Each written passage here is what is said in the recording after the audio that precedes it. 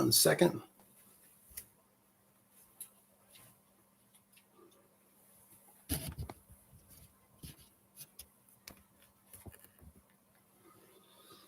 Okay. Welcome back, everybody. Instead of making another video, I wanted to do this live. I'm going to be doing this live as we go forward. But before we get started, first and foremost,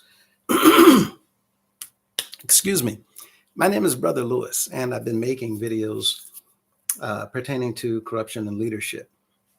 For those of you who are not familiar with what it is that we've been doing, if you click on my username, go to our channel page and scroll down the videos to number 68, you will find 2 videos there, one shorter than the other, describing what this channel is all about.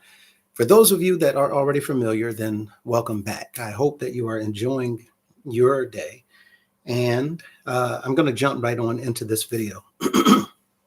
First of all, real quickly, going to make a few brief announcements. These are things that came up from some of the members in the organization. I'm with the United House of Prayer for All People, and I'm addressing the members within our organization and those that may be familiar with the organization but are not members.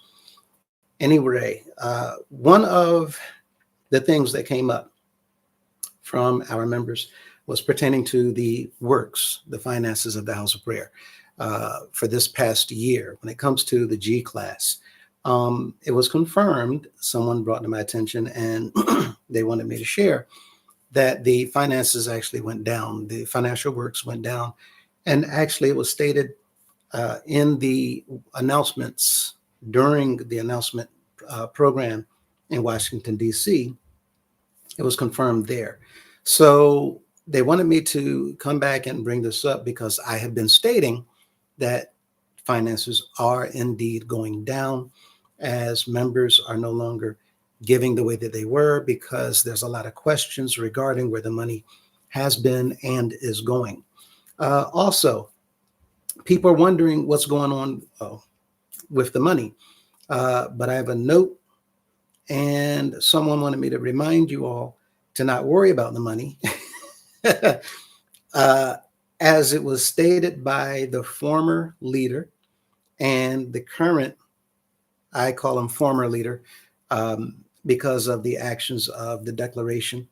But he is ordered, it was said that he was ordered by God on what to do with the money.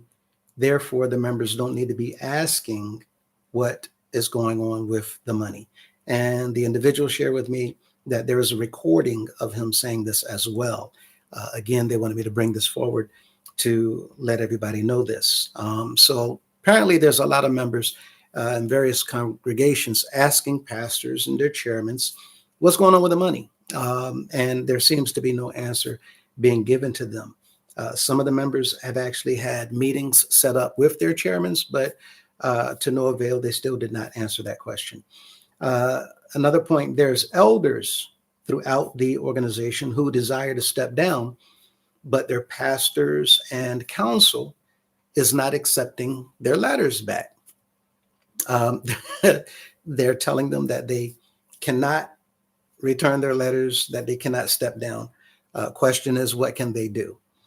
The answer, quite frankly, is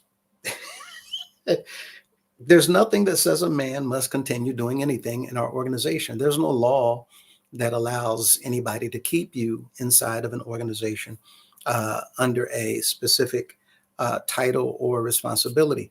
So quite frankly, you can continue going to services if that's what you desire. You don't have to continue sitting up in the seat as an elder. You don't have to continue in the responsibilities as an elder.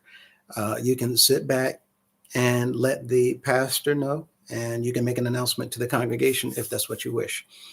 With that in mind, apparently elders have been getting fined, and this may be one of the main reasons why elders are wanting to step down. Um, Again, you don't have to even go to the council if you choose to not go. You don't have to submit a letter if you choose to not submit one. There's nothing absolutely at all that's a mandate for you as an elder. You don't have to do anything. You can continue to go just as a member, or you can just choose to go to another congregation if you so desire. But no one can make you do anything as an elder.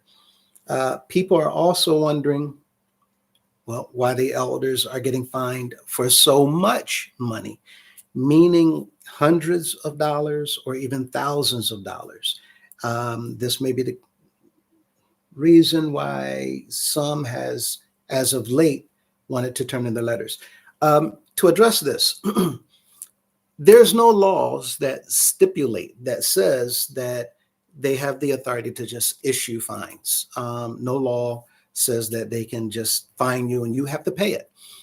If you don't agree to certain rules, and if you don't vote on those rules, as well as fining individuals, then you're not bound to those rules. You don't, by law, you don't have to pay the fine. Again, for those of you who want to step down anyway, then this is all the more reason to not pay it and just choose to sit down and do whatever else. You don't have to worry that much longer. I'm not going to get into a lot of detail. However, there's been a great deal of information that I've received that I'm going to be going over with the board. This video is an introduction to a series of videos that we're going to be doing, and I'm going to get into that in just a moment. Individuals are also wondering, what are things going to look like after the changes if everything goes according to what we've been setting up for? They're wondering what it's going to look like, as well as for the bands and the choirs and services and programs and so on and so forth. We're not changing things to the point where you'll have to continue doing as you're told. Your lives are your own to lead. Every single member of the organization, you have the right to do whatever it is that you choose to do. When it comes to the bands, you can play your instruments, you can sing choirs, you can sing your songs or fellowship anywhere, downtown or in any place that you choose. You can march in parades for the bands if that's what you so desire. I know that certain cities have parades that are organized every year, and they were asking our bands to perform with them, and they would pay them. I know that that was an issue because many of those band members were told, they were ordered by our leaders to take the money that they received from marching in the bands, sometimes to the tune of a couple $1,000s, and turn that into the house of prayer. We've actually had band members set down because of this. While we're fixing all of these things, the point is for us, we're going to be pulling everything back in accordance to the law. Bands, listen, if you choose to play in the parade and they pay you, that's your money.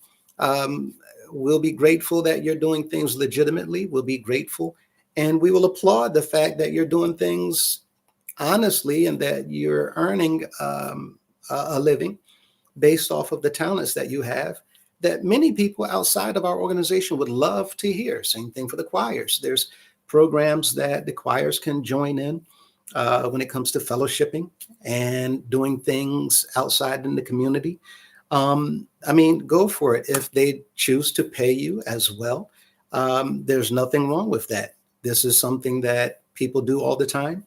And no, the organization, as long as what you're doing does not break any laws, the organization not going to have any problems with it whatsoever. In fact, again, we will applaud any of our groups that happen to do anything outside, and it's beneficial for the society, for the communities, for individual programs to enhance them and to fellowship and bring them together. We're not going to be doing anything to hinder or get involved, so to speak, to bring these things to naught. No, we will encourage it, in fact. Um, so that said, the members, listen, again, we're not going to be controlling anyone. The hope is that you will have scriptural teachings on how to live a blessed and fulfilling life. But what you do in your own time is up to you. The only thing we'll require, if anything, is that you get permission prior to do anything as a group that reflects the organization. Meaning, if you go outside and you're participating in an event and you carry the name that is a part of the organization, that you simply get permission first. That permission will be granted in writing. And again, even this is a stipulation that will be approved through the board of directors. And once they approve of these things, then go for it. Have at it. The money that you earn is entirely yours. You don't have to give anything to the organization at all. If the organization does not send you or request of you to do anything to represent the organization, then we cannot demand of you to give any earnings to the organization. If there's something that you all receive as an invitation and you decide to go out and do something and participate and you earn from it, again, that is entirely yours to do with what you see fit. And there will be some language specified that on those matters as well. As long as, again, you're representing the organization publicly, then you're free to do as you please. If you happen to make money doing so, good for you. That's your money. You earned it. You did it legally and ethically. Why would we not applaud your efforts to pursue those opportunities? For the members, also, your life, again, is yours. When it comes to state programs, have at it. It's fellowship. The only thing that will be different that I can foresee, and in fact, the question was pertaining to battles. There will be no financial battles that I can foresee. We're going to be doing away with the G-class program. There is no need for competition. In fact, it's a program that's been a huge issue anyway. There's a lot of theft involved in the program. There's a lot of credit that's not being given to individuals where it should be. There's a lot of questions regarding how much is given to individuals. It's just one big issue. Besides that, the organization is not in a position where they need the members to be competing to give anything anyway. With that in mind, for those of you who want to know, yes, there are security around Portal Drive 24/7. Why? I don't know. They've been there now for several weeks, but they have nothing to worry about as far as I mean, Mr. Cunningham and the staff. They have nothing to worry about from me and anybody in support of what we're doing. We've always been peaceful in everything that we have been doing. And the intent is to continue to be just that. The only thing that we've been wanting to do is resolve the issues of him and the pastors violating the laws of the organization for the most part. So for all of you who's been asking about working with the board, let me go back to that issue with the security. If you find yourselves around the clock having to sit on post, especially now, because we're getting into the cold season. And I remember when I also was on the guard, Royal Guards, and there were some things that had come up without going into detail. I recall being there, and at times it would be below zero. The guards and the security, they don't get anything, as I've said before. They're not being paid. They're not being given donations. They're not being given lodging. They're not being given food. There's absolutely nothing whatsoever that they get to appreciate them for their services or to show gratitude. Me personally, I would tell all of you to just stop. This whole thing is coming to an end. I can't get into specifics right now, but a lot sooner than you think, you'll be having information brought forward to you if you don't hear certain things coming down the pipe. But I wouldn't be doing all of that, taking time away from your family and sitting outside in the cold. It's not necessary. Again, I don't know why he has guards around the clock duty. So anyway, that's that. For those of you who've been asking about working with the board, yes, we do need several other people. We will be getting ready to assemble various committees that'll be working hand in hand with the board. These committees will be in charge of several things, including oversight. Let me say this. That means these persons that are going to be serving on these committees will be in positions of authority. By that, I mean they will have the authority to oversee individuals and groups of individuals to make sure that they're doing things in alignment with the laws of the organization as well as the laws of the land. So we'll be looking at approximately 50 people or more to work on these various committees. There's a list that I will be reading soon pertaining to what committees we will be needing people for. For those of you wondering, our first board meeting will be this coming weekend. And I will update everyone on the issues and the things that the board has discussed and what they'll be preparing to do. We know that everyone is eager, and we know that everybody's excited, and so are we. The board members are ready and they're geared up to get started and begin as well. I had originally, good afternoon, everyone. I had originally, as I spoke about this past Sunday, planned to speak about how we as a community are often being used by leadership rather than being genuinely loved and respected.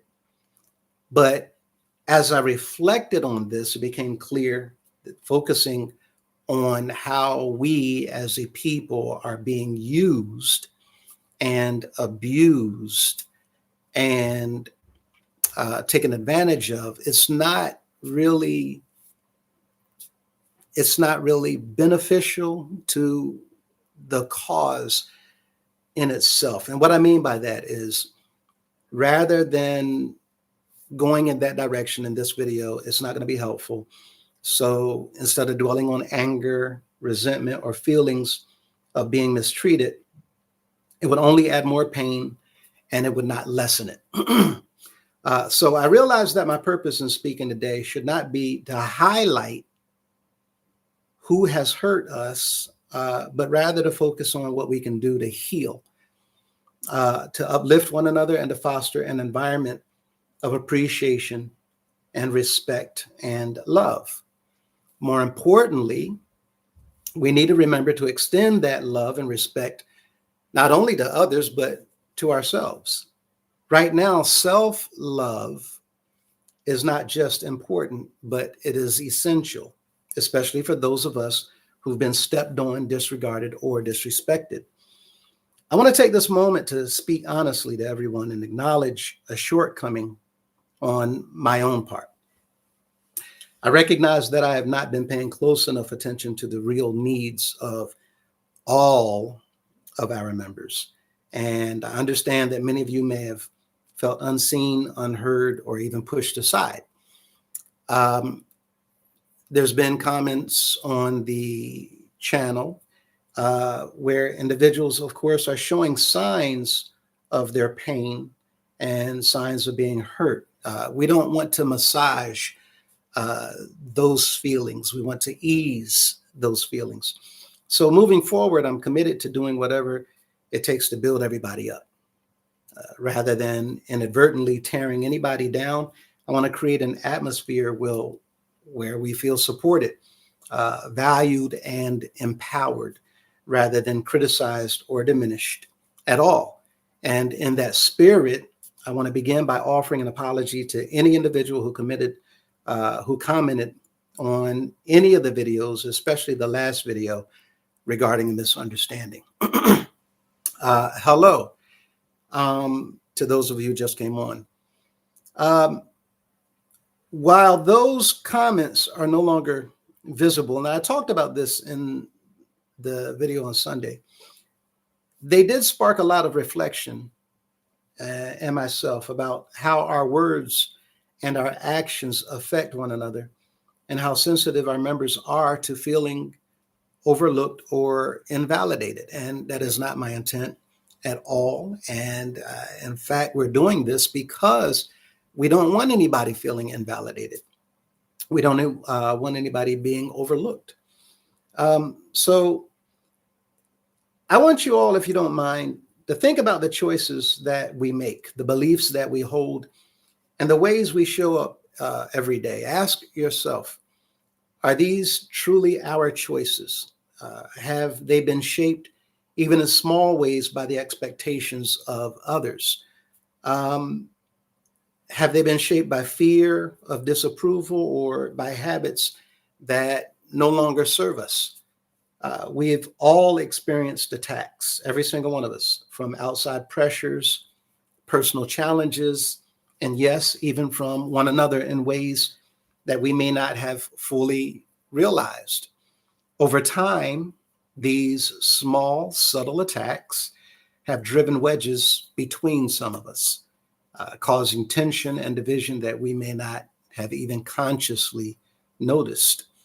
This is why it is so critical that we reach out, that we reconnect, and intentionally focus on building bridges instead of building walls.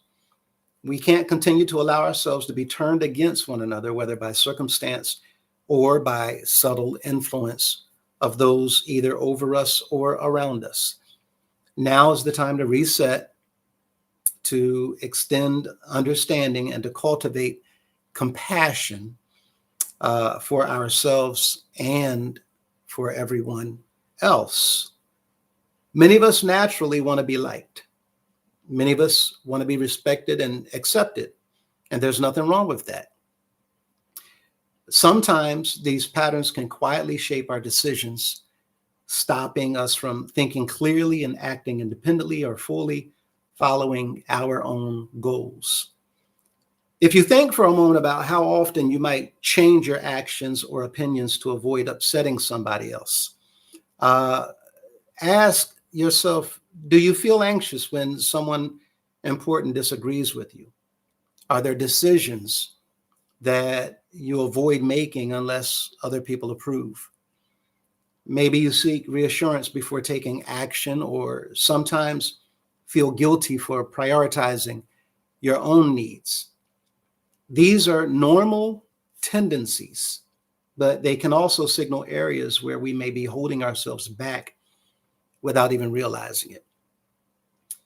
If you take a moment to consider your emotions, are fear, guilt, or worry influencing your choices more than your own reasoning? I know for myself that was an area that I struggled with for quite some time. And I put a lot of effort into changing those patterns of behavior once I recognized what others around me were trying to bring to my attention. Do you sometimes suppress your feelings and try to avoid conflict or feel responsible for other people's happiness? Have you noticed times when you avoid expressing your opinions or desires just to maintain peace or harmony? Paying attention to these patterns is the first step towards understanding how they might limit our potential. Let's also think about independence and personal growth. Are there areas in our lives where we feel we can't connect on our own judgment? When it comes to you, do you accept certain beliefs or rules without really questioning whether they make sense to you? Have you ever ignored your instincts or personal preferences just to follow what other people expect? These patterns also can quietly shape your decisions in ways that prevent you from exploring new ideas and pursuing goals, or even expressing who you truly are. And finally, reflect on the impact these patterns may have on our lives. Have habits or behaviors kept you from reaching your potential or pursuing your own goals? Are there times when you've put others before yourselves, before your dreams, or before your desires? What might change if you had more confidence to make choices based on your own values rather than what you think others want from you? Now, many of you might think that this is not necessary to consider these questions.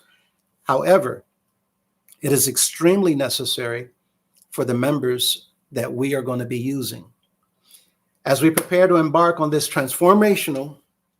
it will be a transformational journey. It's essential to recognize the need to relearn, all of us, how to think, how to make decisions, and how to move forward with clarity. Scripture reminds us in Romans 12:2 to be transformed by the renewing of your mind. And in Hebrews 5:12, we are cautioned that there comes a time when we need to be taught all over again the basic principles of the word. These verses highlight the critical truth that without conscious effort to retrain our minds, we remain susceptible to confusion, misdirection, and yes, even stagnation. Just as we step forward with our new board of directors to guide organizational growth, we also face the need to prepare ourselves for a fundamentally different mindset. Too often, we've relied on others without fully understanding where they were leading us. We've encountered unanswered questions, directions with no clear destination, and leadership uncertain of which path to take. This repeated pattern has created a form of spiritual and mental stagnation, leaving us unclear about our own direction. This training series will exist to retrain our thinking, sharpen our awareness, and help us see clearly the path that lies ahead of all of us, not only for ourselves, but for our future generations. Through these lessons, we will learn to make intentional choices, think independently, and move confidently toward a life of purpose, clarity, and fulfillment. By engaging with this series, we embrace the opportunity to renew our minds, challenge old limitations, and prepare ourselves to create a brighter future for everybody that we influence. Now, these are going to be some simple yet very, very powerful exercises. We'll begin to notice that even as we get started, we'll see what's been limiting us and realize these constraints. You'll explore patterns like seeking constant approval, letting fear or guilt guide our decisions, and release those feelings and emotions that come along with not feeling satisfied with our own selves as well as our decisions. The journey that we're going to be taking actually will start here.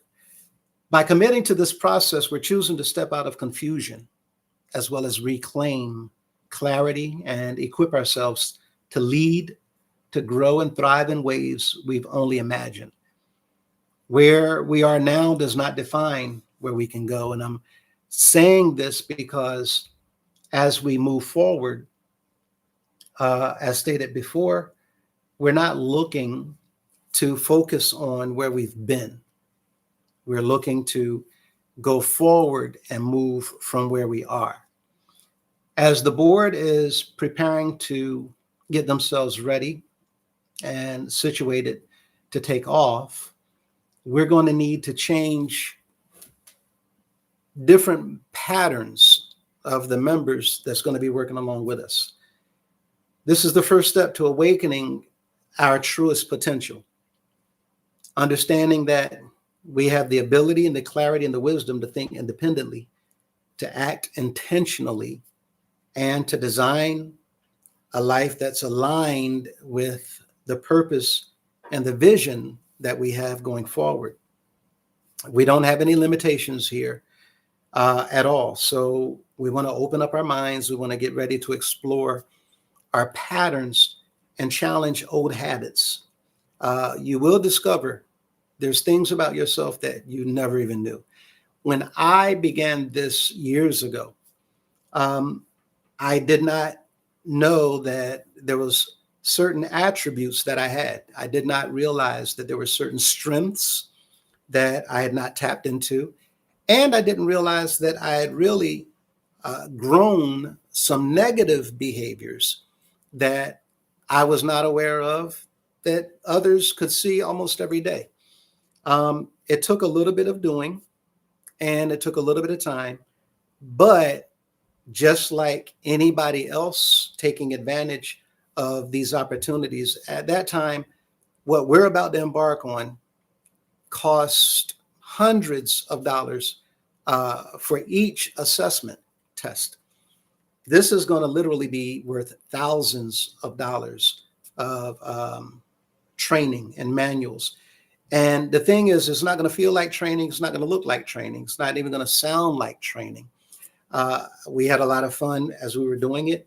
And as we go forward, you, as we also did, won't realize the changes that you're bringing upon your own self. So with that in mind, I wanted to address, like I said, the announcements that had come to my attention. And I wanted to introduce what's going to be a series. So with that in mind, we're 32 minutes in. Let me go ahead and start. This series is called Becoming My Best Self. It is quite simply My Best Self training. And as we introduce everyone to this type of series, we'll first begin by preparing you to meet yourself. Most people, believe it or not, truly don't know their own selves. And I put these things together again so that I'm not just talking off the top of my head. So you will see me, just like before, looking away from the camera and not engaging you eye to eye. But even though we don't know ourselves, this is not actually a flaw. It's a fascinating reality of how the human mind actually works. Psychology teaches us that much of what we think, feel, and do is actually shaped by unconscious habits, automatic reactions, and beliefs that we absorb long before we ever question them. Now, in our organization, we have done a lot of things for a lot of years without realizing why we do what we do. And the number one benefit to everyone, whether you're a member or not, you're going to love where we're taking this in this series. Sociology shows us that society, family expectations, and culture, and even group dynamics silently influence our identity, our decisions, and the roles that we play. Over time, many people end up living on mental autopilot, mistaking routines and expectations and learned behaviors for their true selves. This means that the person you think you are might only be a small fraction of who you really are. And this was very, very true for me. And I've seen this open up for several others that was in our group as well. That's not something to fear and be afraid of. It's something to actually be excited about, because it means that there's more to you waiting to be discovered. That's why the topic, quite frankly, is prepare to meet yourself. And it's so important because we're about to step into a deeper level of awareness and uncover hidden strengths and challenge old limitations, and finally meet the version of you that's been buried under years of noise and pressure and expectations and survival mode. Um, Again, I cannot stress this enough. This is going to be absolutely necessary because of the positions that you are going to be in going forward. You're going to need to be able to think on your feet. You're going to need to be able to stand up and think for yourselves. You're going to be needing to have the capabilities of making spot on decisions. You're going to need to have an open mind, think rationally, and not be battled within with self-depleting thoughts that says, well, I can't do this or I can't do that.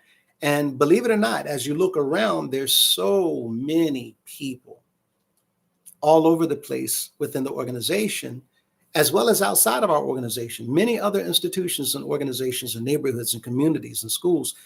Everywhere you will see people that don't make decisions for themselves. They don't choose when they need to choose. They don't jump when they need to jump. They don't move when they need to move. There's a lot of thoughts and thinking towards, well, what will they think about me? Or what might they say about me? Or how might I look? We need to quickly get everybody who's going to be working with us out of that mindset. We need to prepare you all to be able to stand on your own 2 feet, to make your own decisions and choices, to look at something and be able to identify what's wrong with it, the flaws inside of it, and then make the best decision possible that will benefit the entire organization as well as the people that we represent. This is the challenge that lies ahead of us. This is the thing that we're getting set for. As we step into this discovery of who we truly are, it's important to remember that personal transformation is not new. This is not because our people need help. This is not because there's something wrong with us. Every single person on the planet born into this world need this type of training. It literally stems from the time that we're infants until adulthood. And the problem is that most people don't realize that they need this training until they're far into their adulthood. And then they start taking training. I worked at Wharton Business School.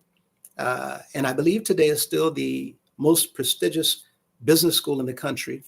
At the time, back in the early 90s, mid 90s, it was about $46,000 to go there for, I think, 14 weeks. And many of the individuals, these are corporate executives, many of the individuals were regretful of the fact that they did not take certain training earlier in their lives because they realized at that time how much further they would be in their lives had they learned those simple techniques sooner. With that in mind, we're going to be learning these things and we're going to be picking up on these things so that we can utilize all of these things for the organization.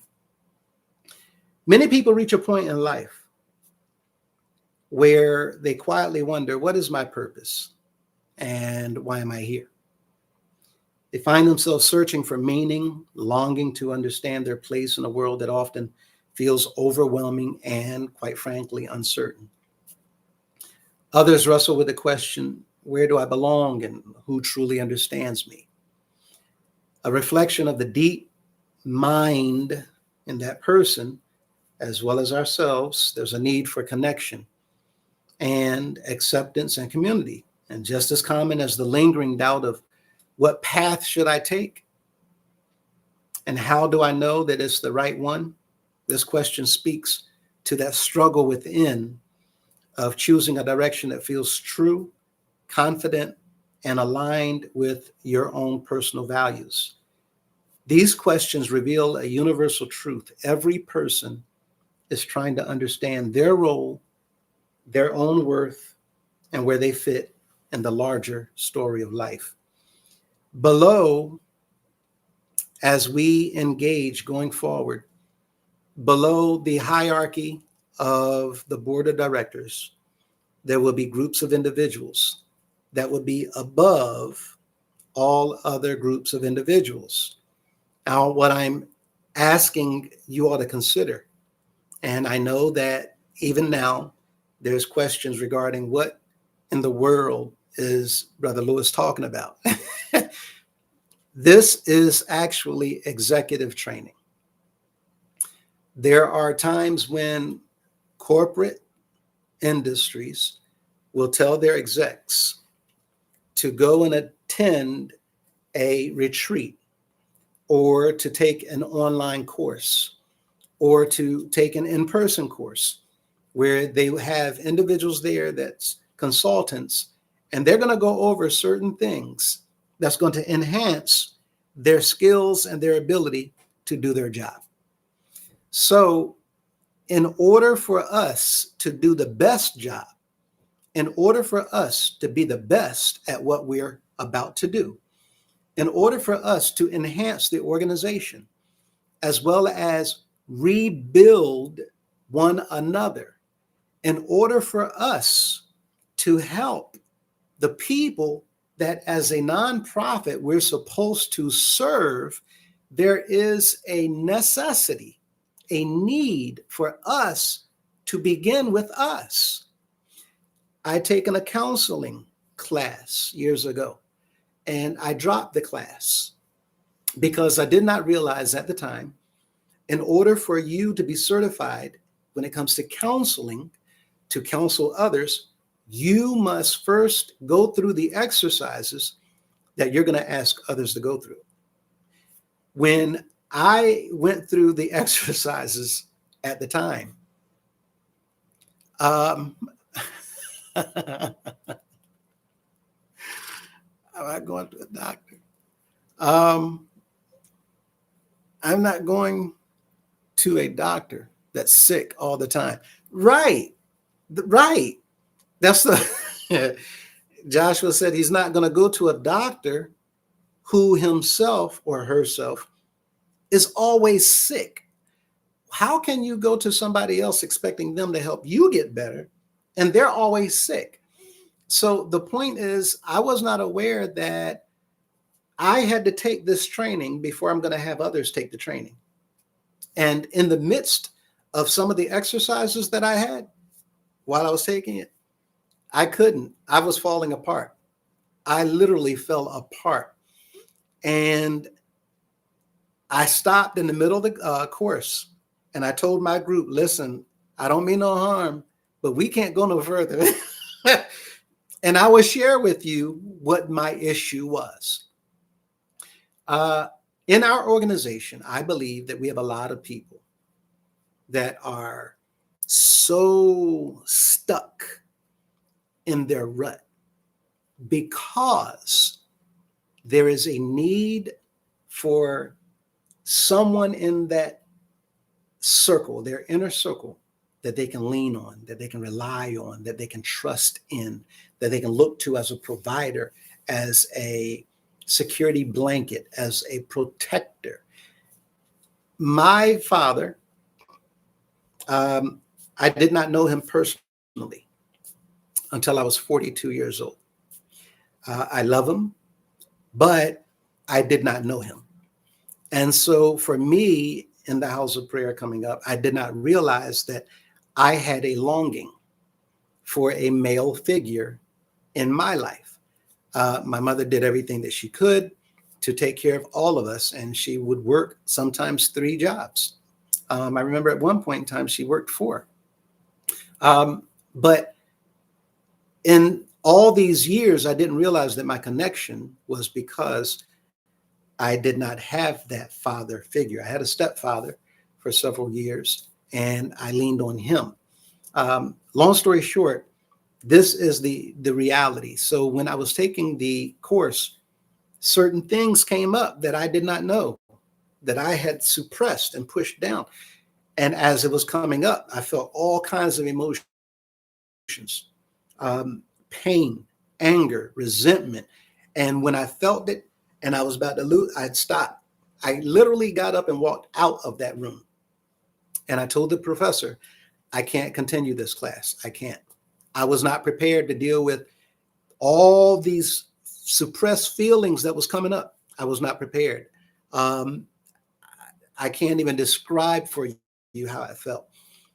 The assessments that we're going to engage in literally will allow you to take a soft approach to learning about yourself. What I did in taking the counseling course, I jumped in the deep end, both feet. And I didn't realize that that was on purpose. The professor had us, they're licensed in various professions, but they had us jump in with both feet so that we could see the worst case scenario of what individuals are going to experience, that we're going to tell them to go through this exercise. Doing that allowed me to understand the power of the written word. One question can churn feelings inside of people that will turn them just like that. It will make them fall in love. One question can make them become angry. One question can turn them against you. One question can pull them towards you and have them completely on your side. With all of this in mind, we have so much deep down within that we have not tapped into. And so we need to engage this person individually on our own in the comfort of our home in private where no one's around so that we can learn who we are before we take on the initiative of attacking a goal as massive as taking care of an entire organization of members that are hurt, that are in pain, that have been crushed, that have been demoralized, that don't even realize, for many of them, the pain that they themselves have suffered for so long because it has become normal. It is now to a point where there's a sense of normalcy. I ask myself, what is it that would allow an individual to defend another individual who's literally doing things to hurt other people? What is it about a person in their mindset that would allow them to be comfortable defending somebody who they see kicking someone who's lying down on the ground?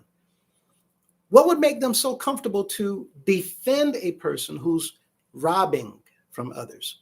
What would make them comfortable enough to defend someone who's abusing others? And without even realizing it, we do this all the time. We will see in some of these assessments, these reasons why it is that we do what we do, and we will learn why it is that we also don't do what we say we're going to do. You're going to learn things about yourself that you yourself would not believe. So as we get started, the question is, do I know myself? And that's the first assessment test. And again, each and every one of these assessment tests at that time, maybe a little bit after, at that time, the cost was right around $425 a piece. These assessment tests. You're about to get them all for free. The training that's coming, now mine was paid for by military, as well as insurances that was set up, but I would get the receipts. So I know the cost. And I would comically laugh because I share with my family and others in the class that there's no way in the world that I'd be taking all these courses if I had to pay out of pocket. So I only share that with you so that you would know that what you're getting for free is literally thousands of dollars worth of information that was assembled and put together by professionals in their field.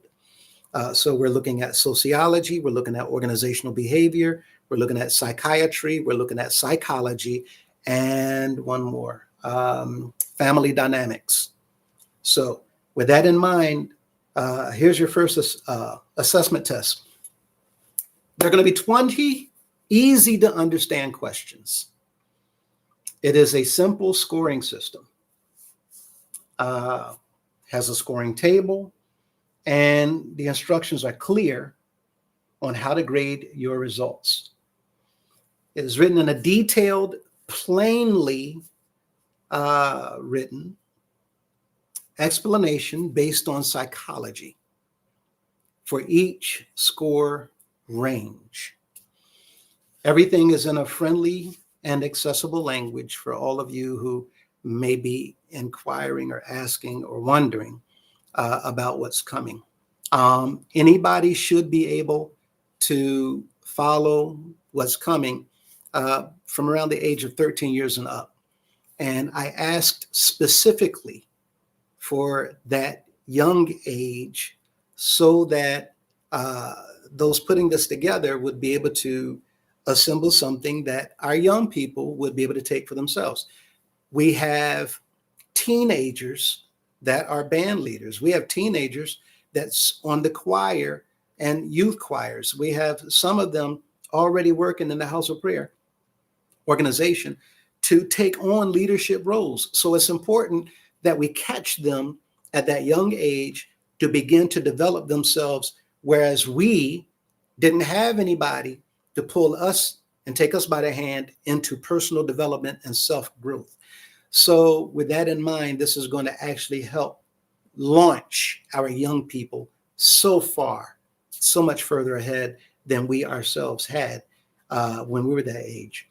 But let's go ahead and begin. You might want to get a notebook and a pen just for this series alone, a blank notebook so that you can use. The purpose is that you can be able to reflect, go back and forth, looking at it and checking on certain things on a weekly basis to see your own growth. And you will be tracking your own growth. Nobody's going to judge anyone because it's your score. Everybody's score is going to be completely different. The assessment test will be using this scale, 1 through 4. Number 1, never true for me. And what I'm going to do is I'm going to actually take this test as well as I read it to you to give you an example, real time, coming from myself. So use this scale. Never true for me, you're going to score a 1. Sometimes true, 2. Often true, 3. And almost always true, 4. Never true, 1. Sometimes 2. Often 3. And almost always 4. So from 1 to 4 scale. Every single question gets points. Here are your questions, 20 questions. I understand what truly motivates me in life. I understand what truly motivates me in life. And this is almost always true for me. That's a 4. Number 2, I can clearly describe my strengths without hesitation. I'm still working on this. I'm going to say this is 3. I know my weaknesses and how they affect my choices. I'm still working on this, and I'm going to say 3.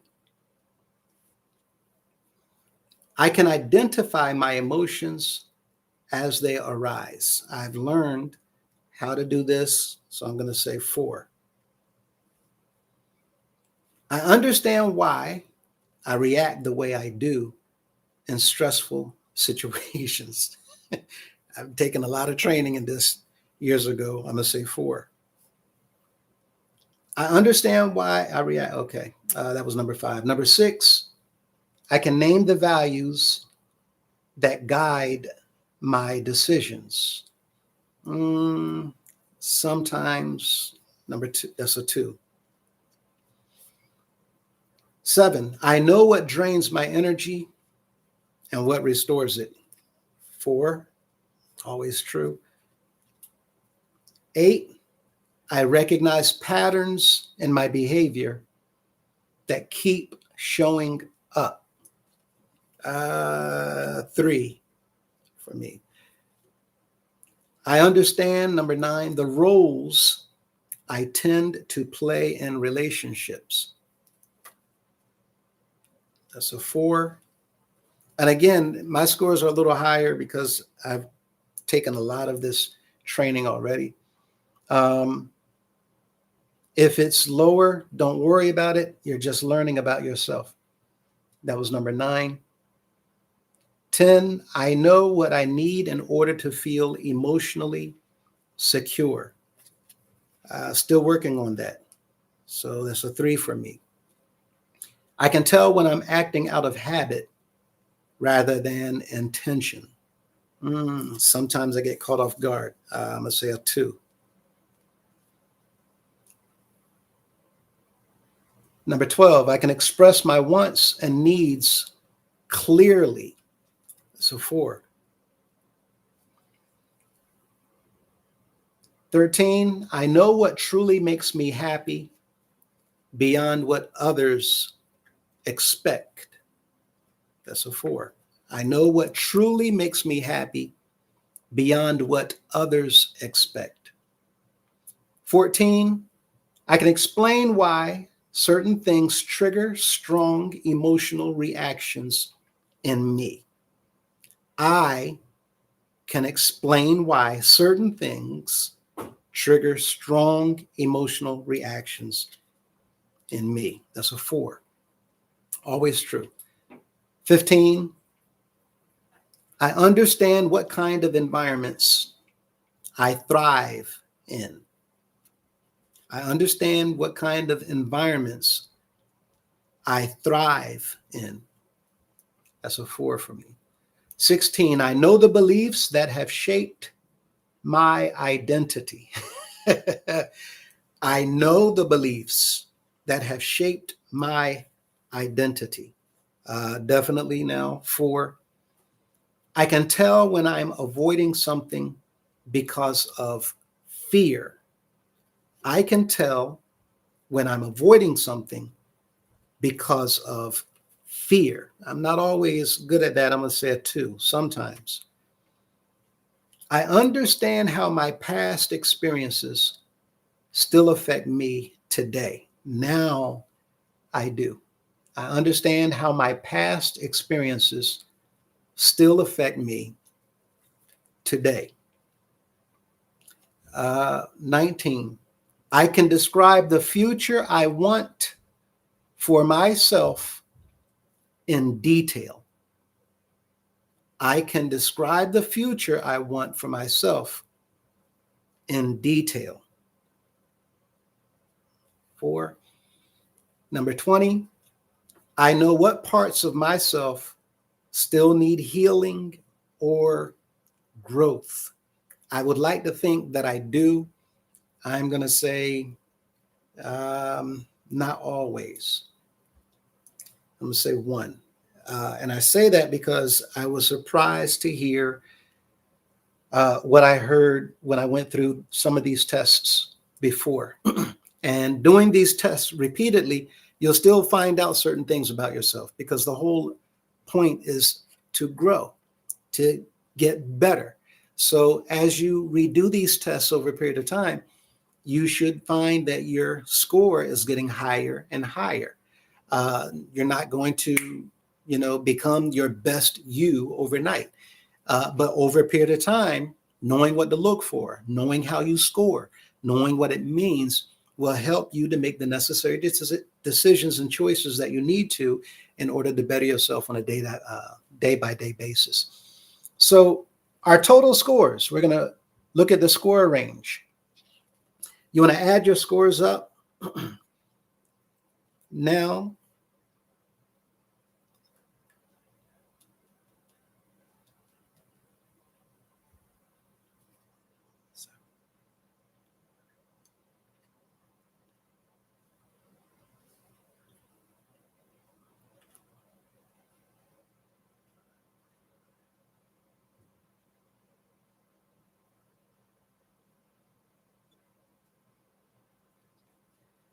I scored 65. And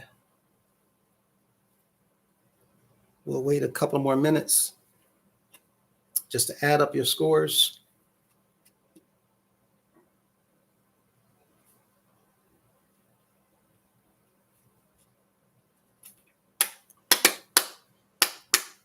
Now, if you need to, feel free, of course, to pause the video as we go ahead and move forward.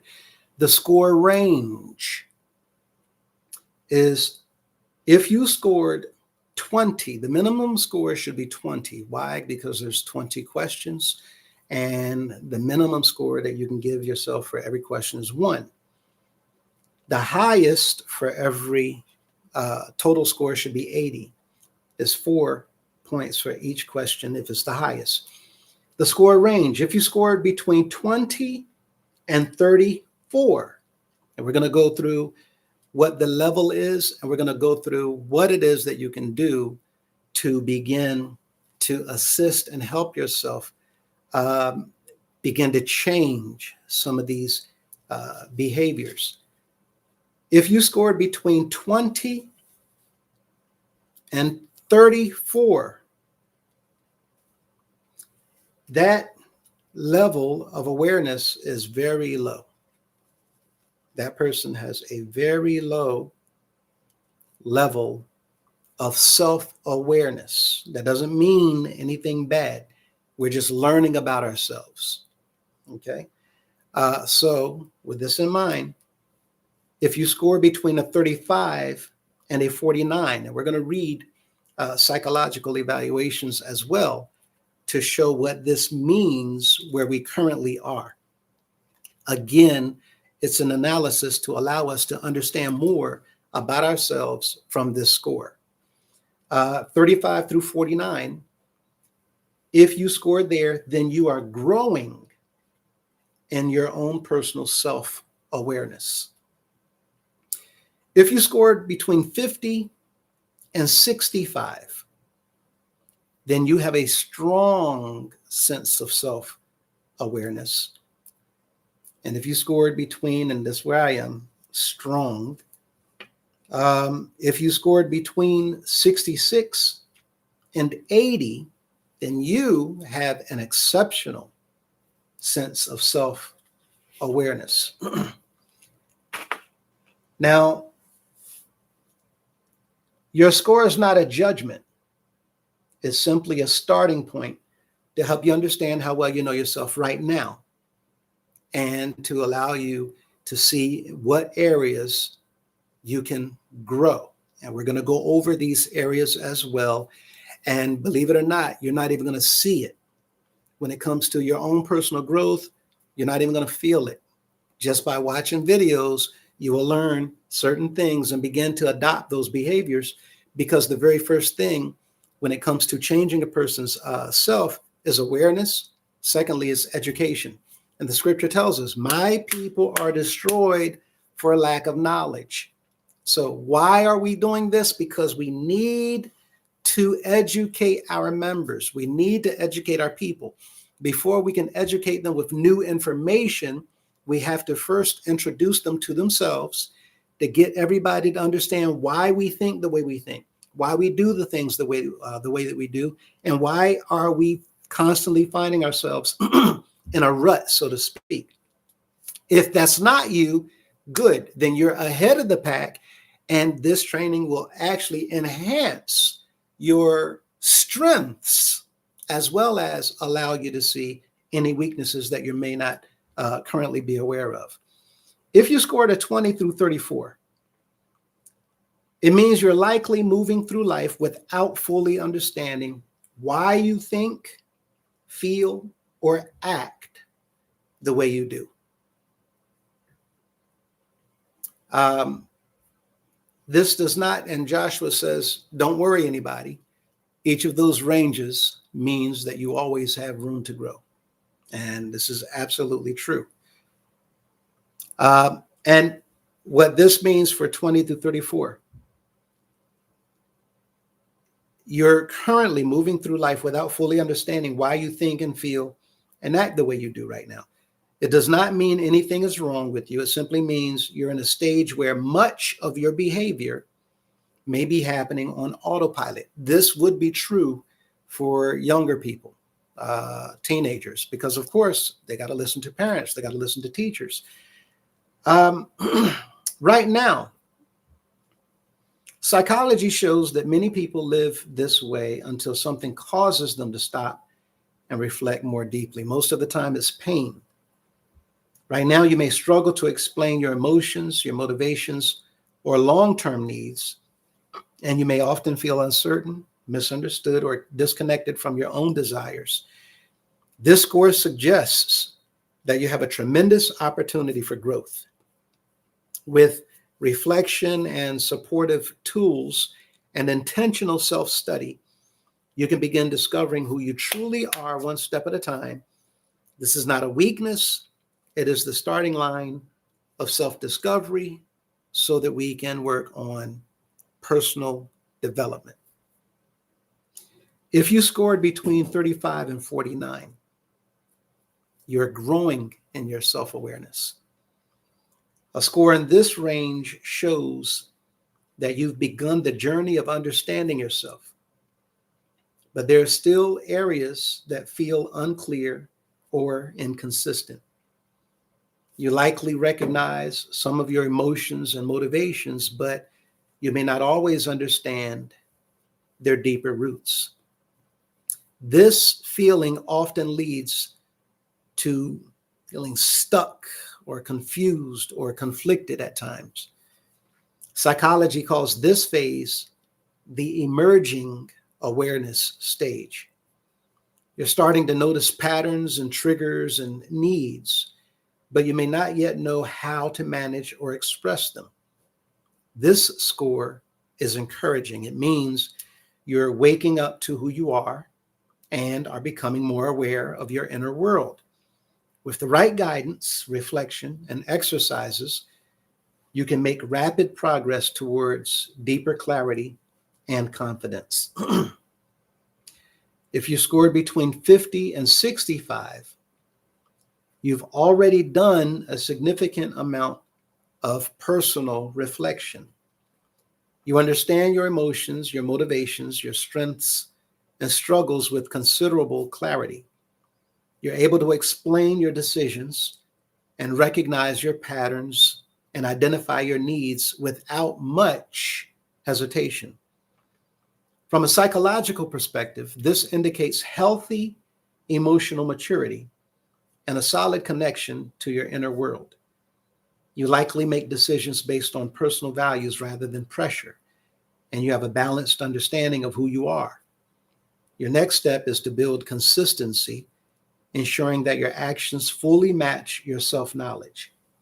You're well on your way to living with intention and authenticity, meaning you can become that individual a whole lot sooner that's being real and genuine with yourself.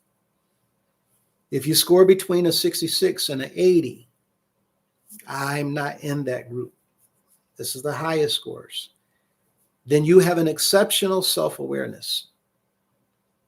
A score this high shows that you have developed a rare and a powerful level of personal understanding. You're truly in tune with your emotions, your needs, and your values and inner workings. Now, this, most of the time, I've seen this to fall into the hands of women. A lot of women have a very, very exceptional self-awareness because a lot of women have gone through a lot of things that men have not endured. And apparently, I was not aware that women have a lot to compete with simply because of their gender than men do. Men going through a lot of various challenges, they tackle things differently. Whereas women, they're thinkers, constant thinkers. And that would explain why they have a very exceptional self-awareness, because they're constantly, a lot of them who's been in a lot of situations are constantly thinking about those situations, what they appreciate about them, what they don't like about them, and what they're going to do to make sure that they don't experience those things again, or what decisions they need to make in order to experience those experiences again. So a lot of women fall into this category. You can interpret your reactions and trace them back to triggers or beliefs that make decisions from a place of clarity. Psychologically, this reflects high emotional intelligence and excellent personal insight. You likely navigate challenges with self-control and empathy and awareness. However, even at this level, growth never stops. Your opportunity is to use this strong self-knowledge to expand your influence, strengthen your relationships, and model healthy self-reflection for others. Excuse me, 1 second.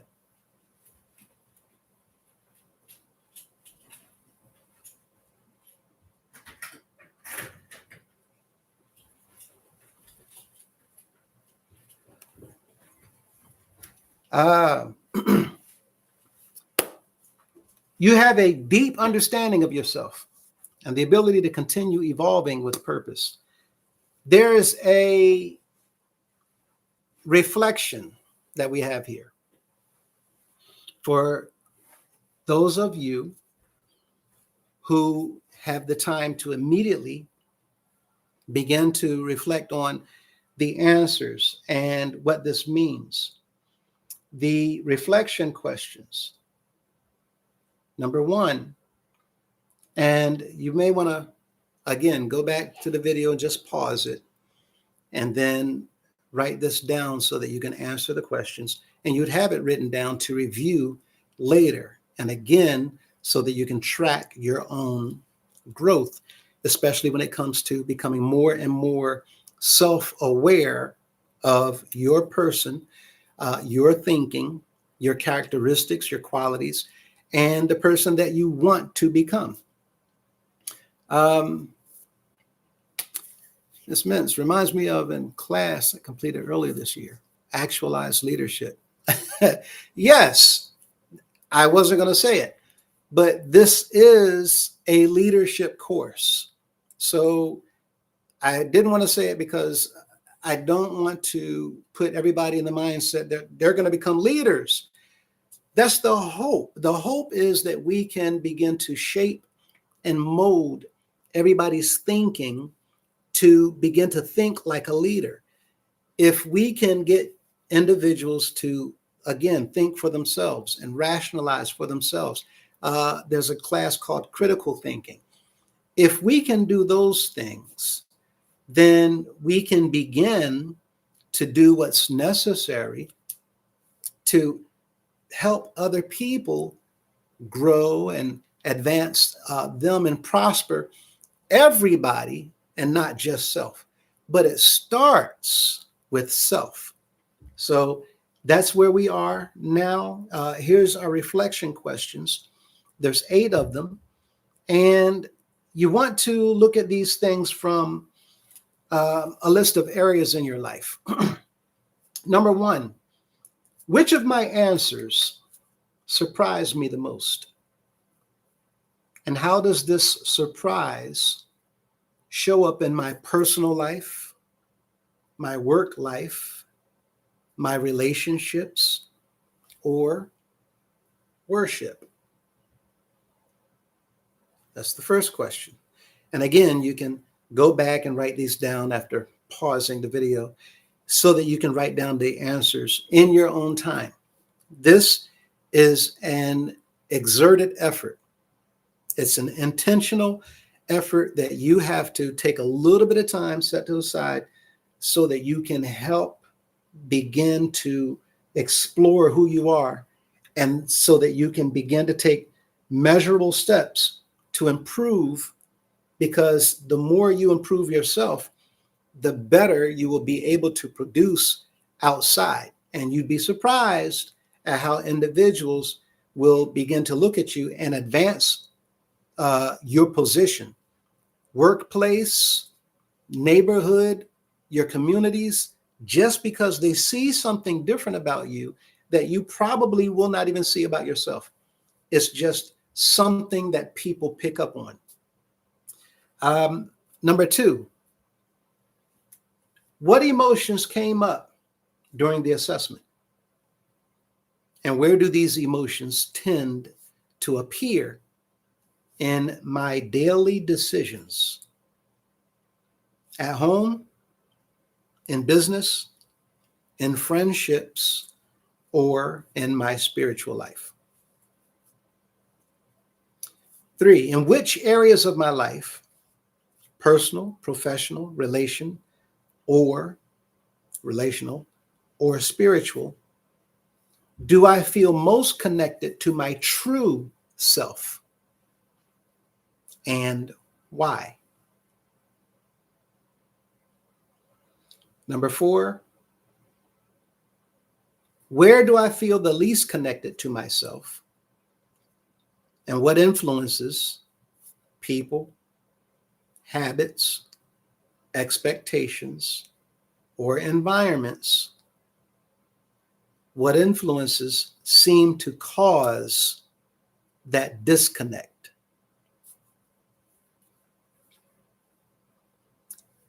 Number 5, what needs or desires do I often ignore? And how does ignoring them affect my peace, my productivity, my relationships, or my worship?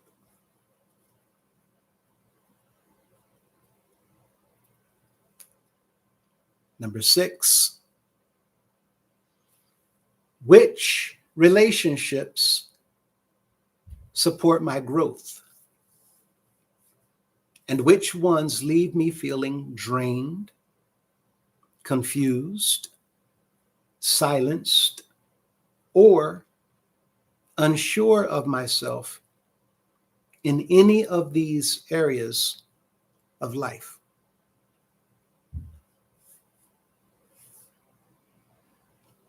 Seven,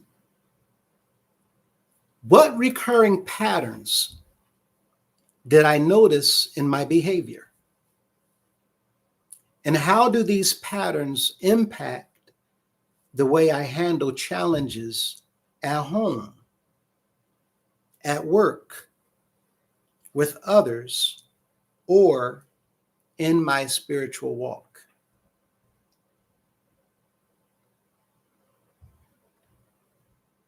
Number 8, what is one area of my personal, my relationships, my professional, or my spiritual life?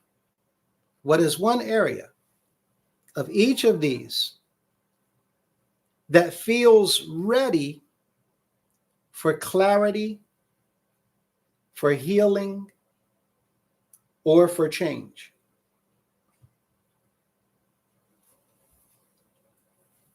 Use these questions to deepen your own awareness, your self-awareness, before beginning the next exercise.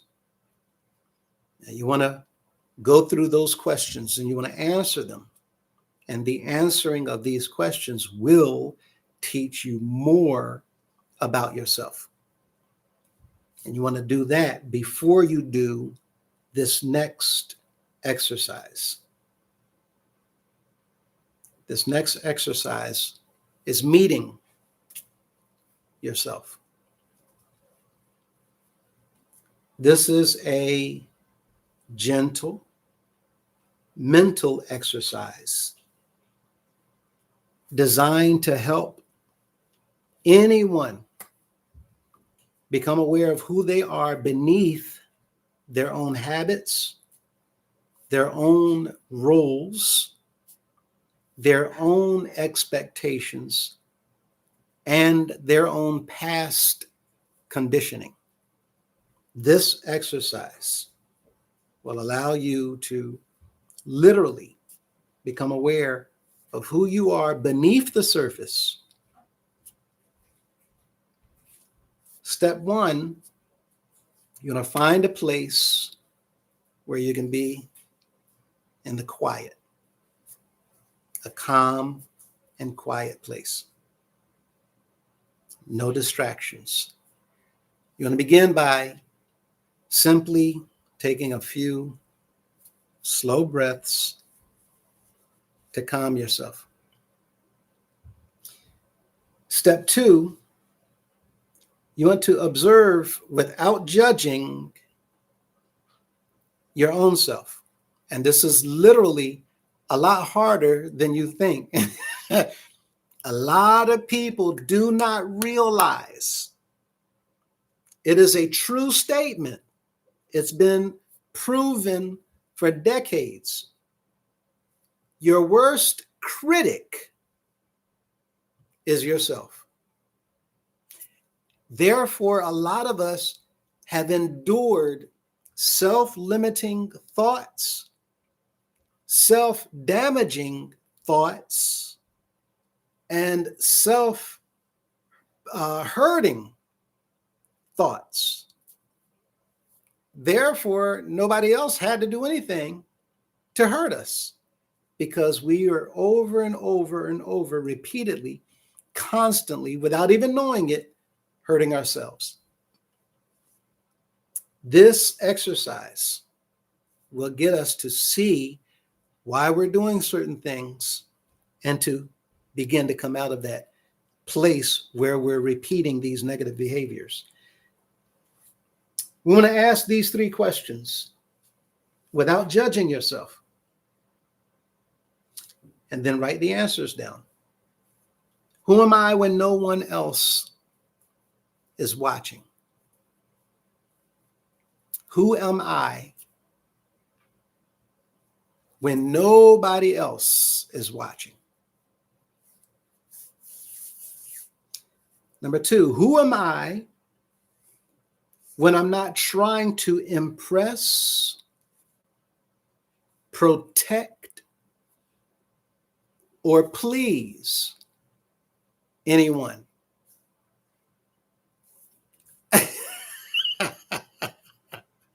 I'm sorry, MB, MBNNC. We're wrapping up now. Okay. And anybody has to go, we're wrapping up. So just feel free to come back and play the video a little later. We're going to be doing this live too, by the way. It's much easier. But that was the second question. Who am I when I'm not trying to impress, protect, or please anyone? Third question. What parts of myself come out only when I'm in private? What parts of myself come out only when I'm in private? We're glad that you're here too. Now, it's important to remember to not try to fix or analyze your answers. Just whatever comes to mind. That's why you want to be in a quiet place so that you can hear yourself think. A lot of people also don't know when people say, I can't hear myself think, they're really serious. Something in the background, noise over here, no, can't hear myself think. That's a very real issue.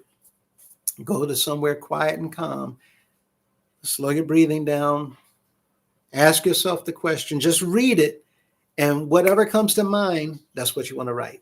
You don't want to fix it. You don't want to analyze it. Just write that, because that is going to tell you about you, making you even more self-aware of the person that you don't realize yet is lying down within inside of you.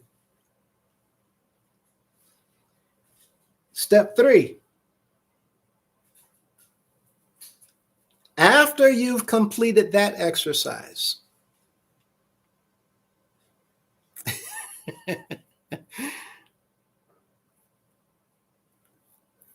after you've completed that exercise, so we have to try to integrate our private selves with our public selves. No hypocrisy. You're picking up. Yes, because people don't realize that when they're in private, they're somebody completely different. How many of you are bathroom singers, right? Many people do things in the mirror. You know, sometimes I catch my daughter, she don't know, even my son in the mirror, you know, doing things that they don't realize, you know, they're letting their imagination run. But there is a private self versus a public self. We want to become an authentic self. Step 3, meet your true self is what this exercise is called. Coming up, step 3. Imagine you're sitting across from a wiser version of you. You're sitting across the table, looking at a wiser you. A version of you that's not affected by fear, pressure, expectations, or past hurt and pain. A wiser you, not affected by any of those things: fear, pressure, expectations, or past hurt and pain.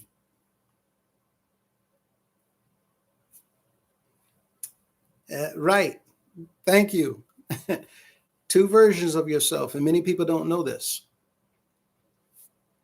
Imagine this person, you, a wiser you, sitting across from you. This wiser you, they know your values. They know your truth. They know your pain. They know your dreams. And this wiser you also knows all of your needs. They know what you need. Now, ask yourself this question. 3 questions. What do I want to learn from this right now? What do I want to learn? This wiser you know these things about you. What is it that you want to learn right now? And then jot it down. And some of you might be thinking, wait a minute, that's not a question to ask the person. No, you don't want to ask them anything yet. You want to know first and foremost what you want to learn right now, because that's a wiser you. Do you just ask them anything?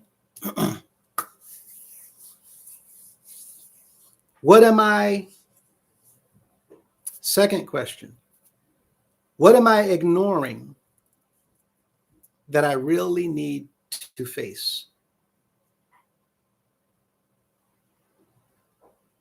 What am I ignoring that I really need to face? Third question, what have I forgotten about who I truly am? Now, we're not going to ask those questions. The wiser you already knows. What would that person say if they answered those questions? What does the wiser you want to know right now? What do they want to learn from this right now? What have they forgotten about who you truly are? And what are you ignoring that you really need to face?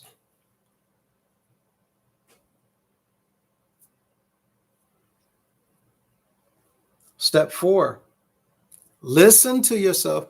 Write those answers down. Don't analyze, don't fix. Just write whatever comes to mind. Now, again, just giving you the instructions. You don't have to do this all right now.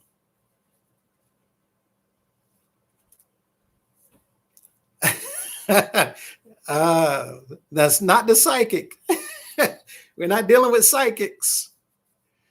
This is literally removing the things that we put in front of ourselves.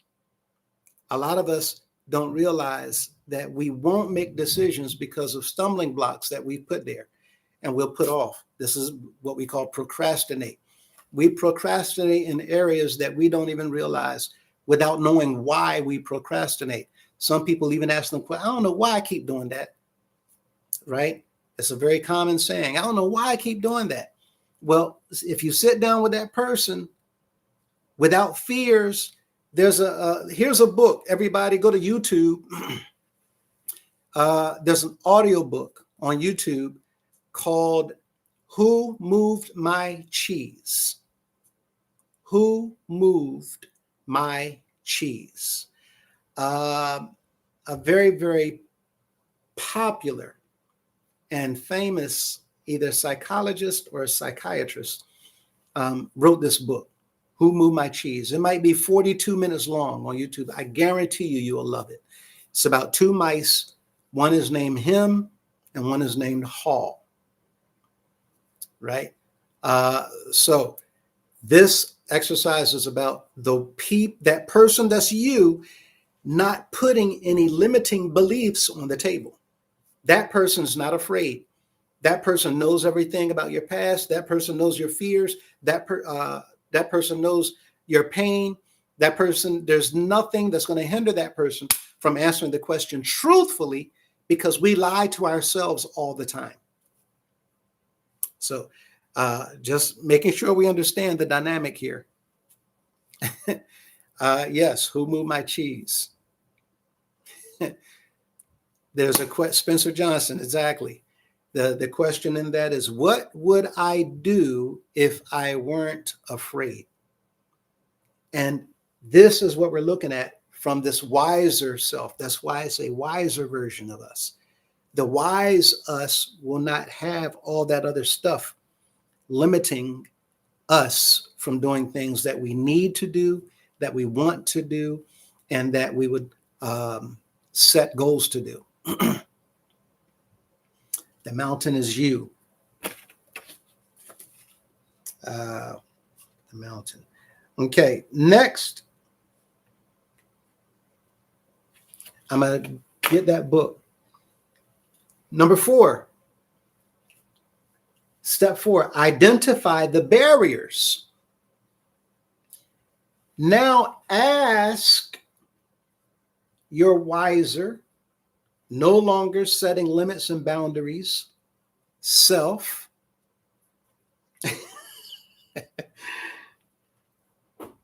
3 questions. What has been blocking me from being fully myself? What has been blocking me from being fully myself? 2, whose expectations have shaped me the most? A lot of us don't realize somebody else, their expectations has made us who we are. A lot of parents, sometimes they want their daughter, right, to become, I don't know, the beauty pageant, and they live vicariously through them. Some of the men want their son to become the football star, right? They're constantly on them and on them and on them. Who Whose expectations have shaped you the most? Number 3, what fears keep me from being honest with myself? What fears keep me from being honest with myself?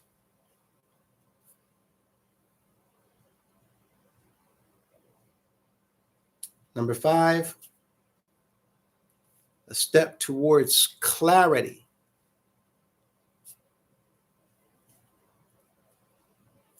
is one question.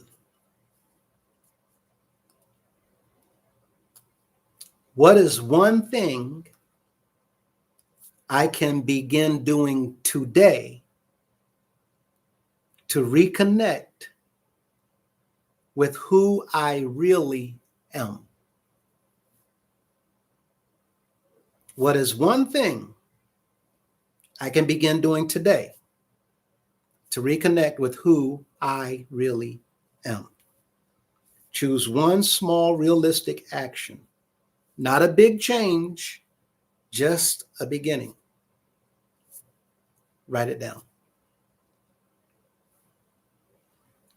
These exercises, they mark the start of your journey to meeting your true and real self.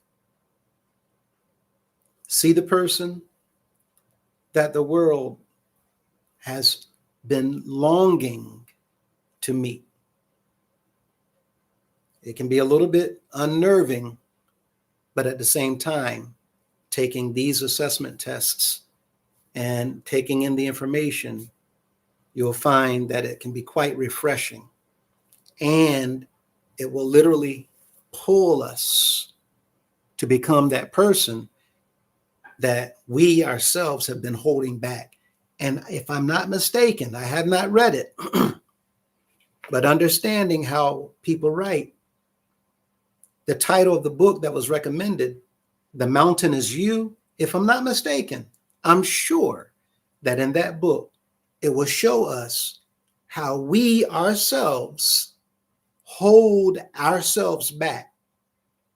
We are the mountain that needs to be removed.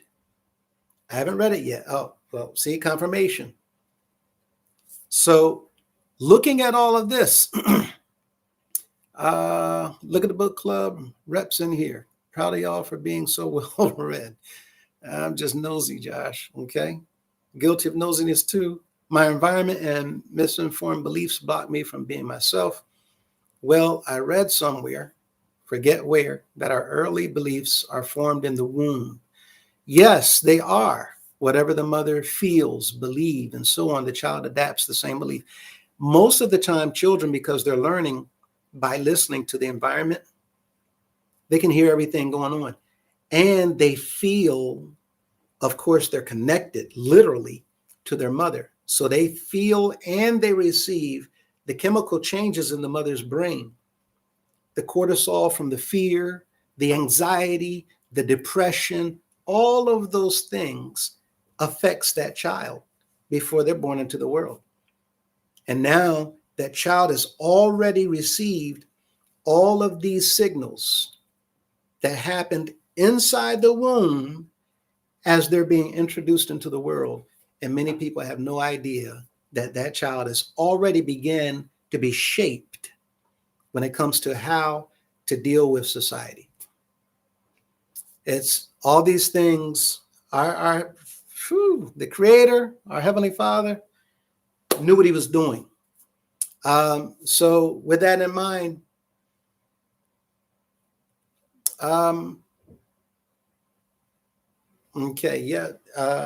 confirmation. So there is a clinical style interpretation. It's easy to understand. And I'm just going to read this and then that should be it. We'll close out. Yes. So the clinical interpretation from experts in this field of psychology, they say 20 to 34, you're just starting to learn about yourself. That's all. No big deal. If your score falls in this range, it simply means you're at the beginning of really understanding who you are on the inside. Many people, teenagers and adults, go through life without thinking deeply about their feelings, why they act a certain way, or what they truly want. Right now, you may have trouble explaining your emotions, not always know what motivates you, making decisions without knowing exactly why, and feeling unsure of what you want or need. This is not something to be embarrassed about. It just means you haven't learned these skills yet, and that's okay. Everybody has to start somewhere. This score shows that you have a huge opportunity in front of you and discover the real you. And many times, people don't get the chance to do this until later on in life or never. With a little guidance and practice, you can begin to understand today yourself much more clearly. 35 through 49, you're beginning to notice more about yourself. A score in this range means you're starting to pay attention to your feelings, your habits, and your reactions, even if you don't fully understand them yet. You know some things about yourself, but other things still feel blurry or confusing. You might notice patterns, but not know how to change them. Understand some emotions, but feel unsure about others. Have moments of clarity mixed with moments of confusion. You might feel yourself growing, but also feel stuck at times. This stage is normal and healthy. It shows that you're waking up to who you are. With a little more reflection, learning, and support, your understanding of yourself can really grow quite rapidly. For 50 through 65, you have a good understanding about yourself.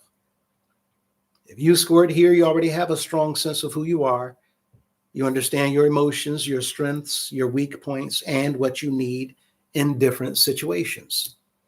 This means you probably are already making thoughtful decisions, expressing your feelings with clarity, and knowing what helps you and what harms you. You're probably already understanding why you react the way you do. This level of self-awareness is a sign of emotional maturity. Teenagers, young adults, and adults can all reach this stage through honest reflection. Your next step is to keep practicing these skills so you can grow even stronger and more confident. 66 through 80, you understand yourself very deeply. A score this high means you have a rare and powerful level of understanding about yourself beyond others. You recognize your feelings quickly. You know your strengths and weaknesses, and you understand why you make the choices that you make. People in this range often stay calm and aware in emotional type situations. These people think before reacting. These people understand their deeper motivations.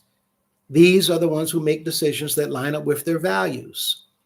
These individuals learn from their experiences with ease.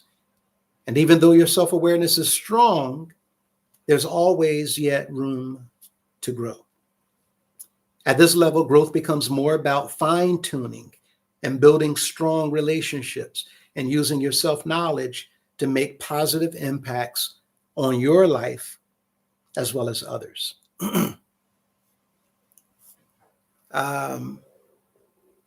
Sounds like you're describing self-awareness and self-examination. Some are scared to face themselves. Exactly. After thinking about these things, I feel sad and hopeful at the same time.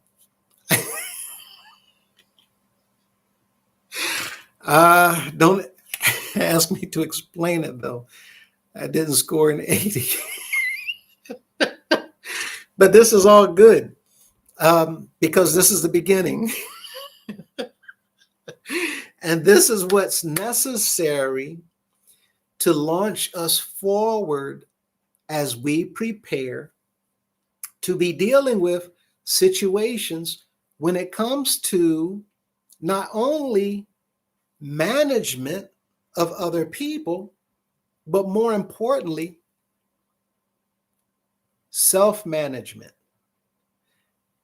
People who don't know how to manage themselves make some of the worst managers. But people who do know how to manage themselves, those persons make the absolute best managers. And being a good manager, most of the time, will require hands off. Some of the worst managers are hands on, meaning micromanaging.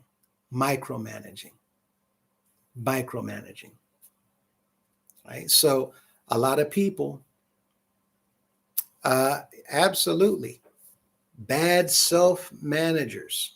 If I'm horrible at managing my own self, I can't manage my own emotions. I can't manage my own fears. I can't manage my own limitations. I can't manage my own responsibilities. When it comes to trying to manage others, going to have problems. If I can't manage my own emotions, I'm going to be losing control. I might be yelling at people a lot. I'm not pointing the finger at anybody, but might be yelling at people a lot, might have problems when it comes to communicating with people. You might find that person being upset a lot, aggravated a lot, frustrated a lot. Those are all negative qualities when you're in a position to try to foster growth in other people. Your best manager will be an individual who's trying always to push other people up, or to pull them up, or to motivate people to grow and move ahead. Those are your best managers. In the position that we're about to be in, you're literally talking about a position of complete and absolute servitude in a non-profit organization. Your purpose is to help other people. Unfortunately, we've been seeing a long list of individuals who's been doing so much to not help other people, but to help self. And we're preparing ourselves so that we will be able to utilize other members of the organization who go through these types of training scenarios in order to prepare them to be able to join in these committees to help us oversee the entire organization. It is a huge, huge effort that lies before us, and we have no choice but to begin training the people. Right now, it begins rather than waiting and waiting, even though while we're waiting to hear from outside sources, we want to continue going forward. So I'm not going to, as I said before, give a whole lot of detailed observation to what's going on. Still, we know that the leaders of the organization that have been previously terminated, they are not paying attention to and have disregarded the declaration. We know that they've disregarded the idea of being terminated from the positions. I am going to go out on a limb at this point in time to say it is my suggestion for the former leader, who's only the former leader by declaration, after the number of attempts have been made to bring these concerns forward before the organization through our official capacity as afforded by the Constitution, where every effort was denied by the leaders blocking those opportunities and those efforts. Since that declaration has been written, I'm going to suggest that the leaders that are still assuming leadership, even though they've been terminated by declaration, I'm going to suggest that you cease and desist. It would be best for you right now to take every single opportunity that is being afforded to you to look at what's going on and to take a serious position about what's coming.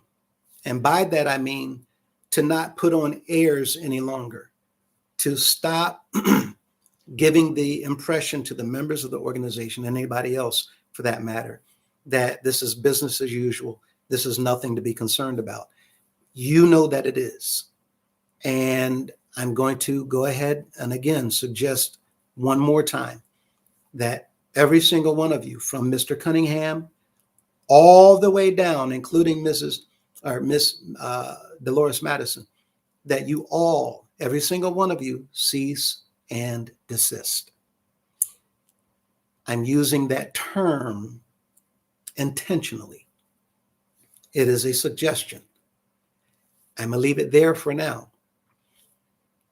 The reason why you want to do that now, in fact, I'm going to also suggest that you talk to whoever it is that is advising you to take a very, very good look at what's going on before you do one more thing. And I mean today. Every single day that you do anything that you're doing in the office that you are still holding unlawfully, it will be held against you. I cannot stress that any further. With that in mind, members of the organization, our intent is to work with the board and get everybody ready to start forming these committees and subcommittees so that we're already in line and ready to take over the organization to make it what it should have been in the beginning. While we're doing the reconstruction phase, while we're preparing the documents necessary, getting the Constitution ready and the bylaws ready and the forms ready and the other documents ready to make us IRS compliant, to make us statewide compliant, to make us regulatory agency compliant with the 501c3 statutes and the state codes and the federal codes, to make sure that we're compliant in all of these areas.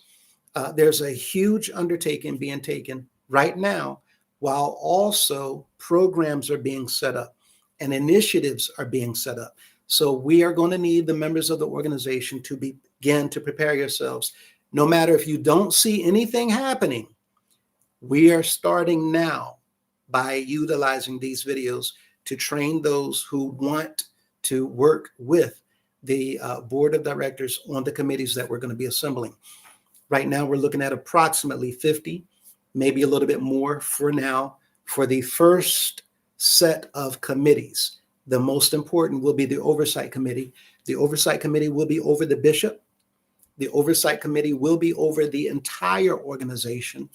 And the oversight committee will be subject to only the board of directors. However, the board of directors individually will also be subject to oversight.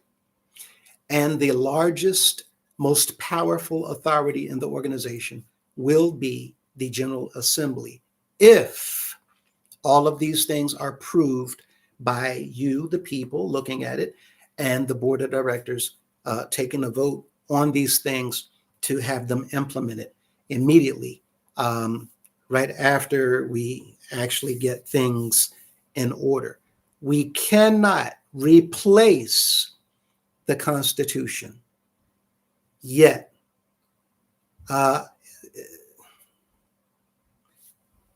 Earlier this week, I did receive quite a bit of information. Um, we are having our first board meeting this coming weekend. After this weekend, I will be updating the members also, going from there on what to expect. Right now, again, we're looking for people to begin to get ready, and only those persons who actually take part of this training, write down your notebook, your personal information. You don't have to show that information to anybody, but take pictures of your scores. Email the pictures of your scores for each module. This is the first one, for each session. As you email them to us, we're going to keep a track of those individuals that's actually going through the training, because now we will know who is putting themselves in the position to help develop the mindset that's going to be necessary to serve on these committees, to look at the situations as they are and make decisions on behalf of the members as well as the organization, without those decisions being flawed in any way, shape, or form. So the hope is to prepare people beginning right now. We're not waiting for anything. We're preparing everybody right now, whosoever will, so that we can move forward. So this is the first meeting coming up this week, and we will be meeting thereafter to begin to get things in order, and we'll be bringing certain things to the members. There's booklets that's being written up. There's manuals being written up. There's training manuals being written up. There's guides being written up. There's onboarding manuals also being written up. So with that in mind, just know, even though you don't hear anything and see anything, know that there's quite a bit being done behind the scenes. With that in mind, we have one more. Bad managers, bad workers, bad parents, just bad. Yes, self-management is number one. Once we learn how to manage our own selves and control our own behaviors, then we can more easily deal with managing others. Servant leadership is the way to go. Absolutely. This is exactly what the teachings are in the scripture as well. He that's greatest among you, let him be your servant. We're so used to the authoritarian style leadership, which is not beneficial at this point. Absolutely not at all. That is done. That day is over. Even now, I think over the last couple of days, there was a statement that was made that Jesus is in him and has put himself in him so that he can bring him to the member. Anyway, people are over this. I was told Thanksgiving services there in DC that there was no buses and there was not a lot of cars parked. People didn't come and travel like they used to. We're just looking forward. We don't even want to look behind us anymore. We're just preparing to move on as quickly as possible away from all of the stuff that we've been enduring. I have leadership skills acquired through my job, but I haven't had very strong challenges. I'm bursting with ideas and leadership skills. Absolutely. We're looking forward to having anybody that's willing to work with us. Understand, though, that we're looking to actually have information in front of us that we can see that the minds of the individuals are ready and prepared to jump on board to work with us. It's nothing personal about any of this that we're doing. The hope is that we can use anybody willing to help us do what is necessary to take care of this organization and the members thereof, and anybody outside who will be utilizing our services. So with that in mind, agreed that nonsense isn't even worth our time if we already know the truth. Absolutely. And we're just preparing. We know this is over. They know this is over. I want to show you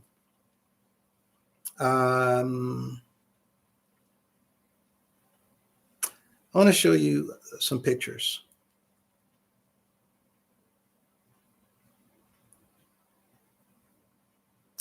Okay. Now this, I wonder if you can see this. Yeah. This is a picture of an Obama rally when he was running for office. Now that's out in the open. It's a lot of people. It's out in the open. Okay. And this is a picture of people waiting for President Trump. It's not a comparison size of the crowds, but I do want to show you that this is one block of individuals waiting outside for President Trump. It's just a block. Now, mind you, look at how jammed that block is of all the people waiting for him. You can't see around the corner. You have a flood of people that are just there just to get a glimpse of the president. Now, mind you, I showed a great big audience, a crowd with Mr. Obama, but that's an open field.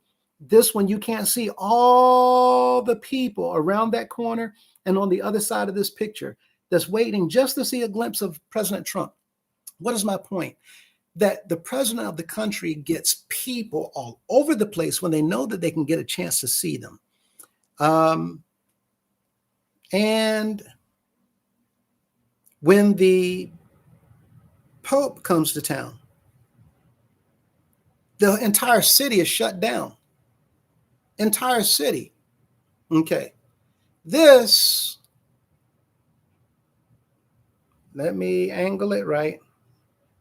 This is New York this past year. Okay. New York this past year. And what are we seeing? There's a long empty street. And let me zoom in.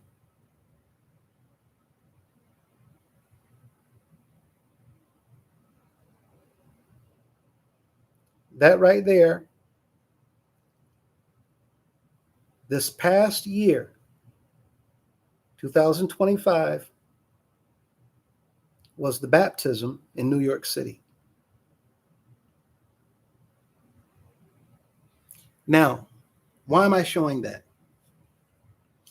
I just want you all to understand, because for years we've sung this song, everybody ought to know. For years, our people were told the one man in the land today, on the planet. The president is only over the country. The president is only over this country. That's all. Whether you like him or not, Mr. Obama was the president. He drew crowds. Whether you like him or not, Mr. Trump is the president. He draws crowds. Whether you like them or not, Mr. Bush, when he was president, he drew crowds. And they're only over this country. We have said for years that the leader of the United House of Prayer for All People, all this time, that one person is over the entire planet. Everybody's soul is in their hands. And even though they've been singing songs, teaching all these things, and we've sung for year after year after year for decades and decades, House of Prayer been here in this country for over 100 years. Why was that block empty at a baptism, the highest time of the year for New York City? And it literally looked like 200 or 300 people at a baptism. There literally are more members in that one congregation of New York than was attending the baptism this year. What is my point?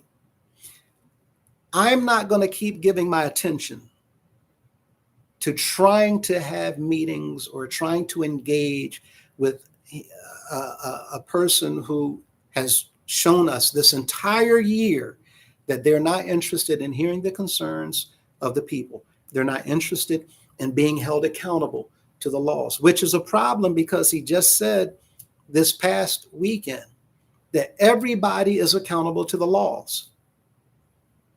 Everyone. And this is my last time doing this.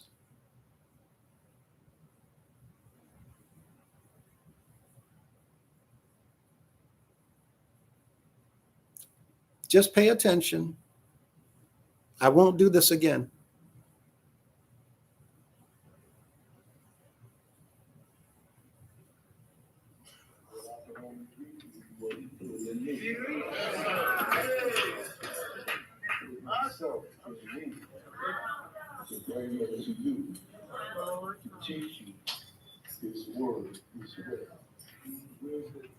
You can't.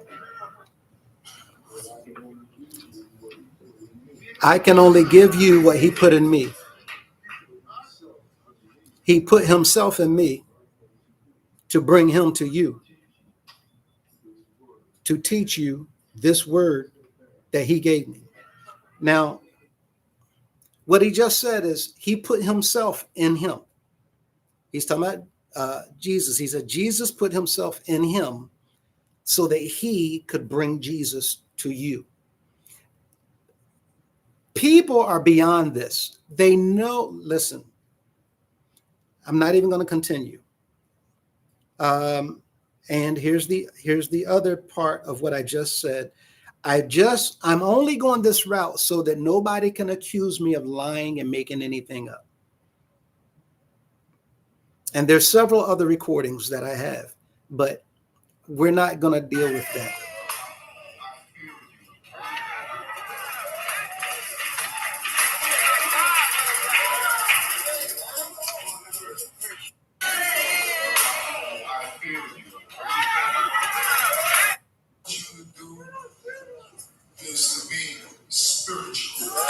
Okay, 1 second.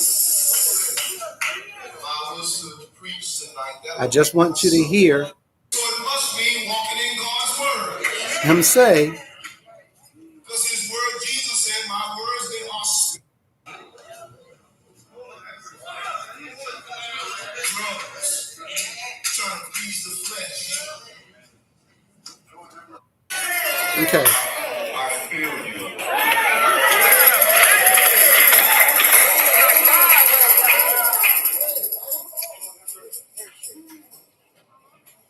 As we come to the close of this 2025 Thanksgiving tour, that this tour was started by Betty Bill. You don't like this kind of carry on. Coming for you as an individual will not be in vain. You should be stronger when I do. Yeah, I can't. I have to find it. I don't want to listen to all of that. There's maybe a good 30 to 40 seconds of him talking about the man on 1600 Pennsylvania Avenue doing this, that, and the other, and don't want to be held accountable. Everybody's held accountable. We all have to account to somebody. I didn't want to go there because I don't want to look like I'm just, again, coming at him. The problem is the members can see through all of this. People are not participating. People are not traveling. People are not contributing. People are not going.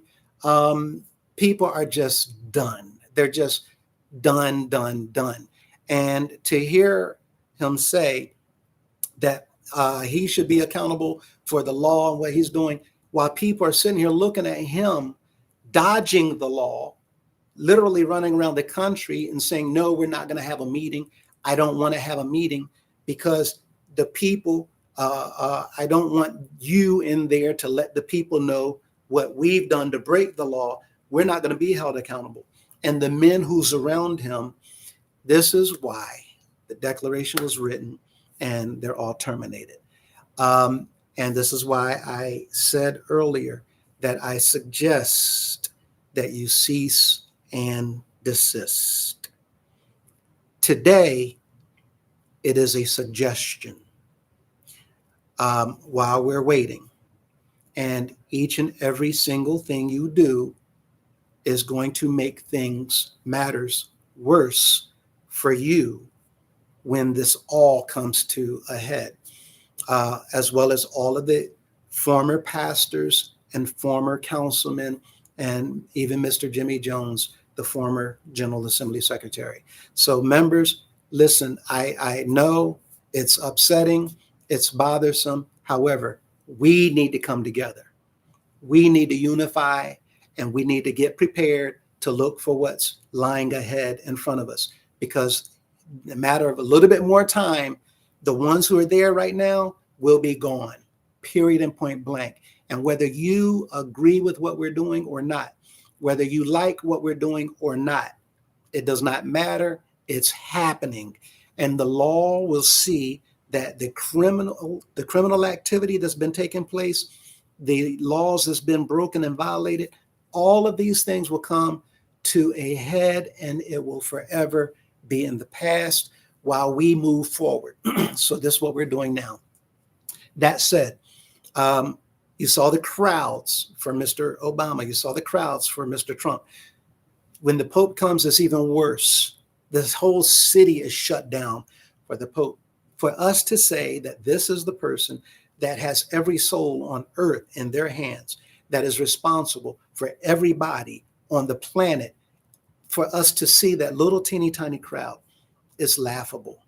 It is such an embarrassment. So I'm not going to continue to go any further talking about what we've been dealing with within the organization known today as the United House of Prayer for All People. We're now moving forward. And so that's what this is about. The next several videos will be like this one, except the time will be, we're not even going to talk about time, but you will have more self-assessment tests where we can realize and recognize things about ourselves. And as we progress through each and every single video, you will find that you're becoming more and more aware of who you are, why you do what you do, why you've done the things that you've done in your past. Will help you to begin to make those small, subtle changes to become that better person who's no longer doing things and not knowing why, who's no longer saying yes to everybody and never saying no, while always saying no to yourself and never saying yes. A lot of us have hurt ourselves to such a degree that we don't even respect ourselves anymore, and we allow people to just walk all over top of us in more ways than one, on our job, in our communities, in our neighborhoods, in our families.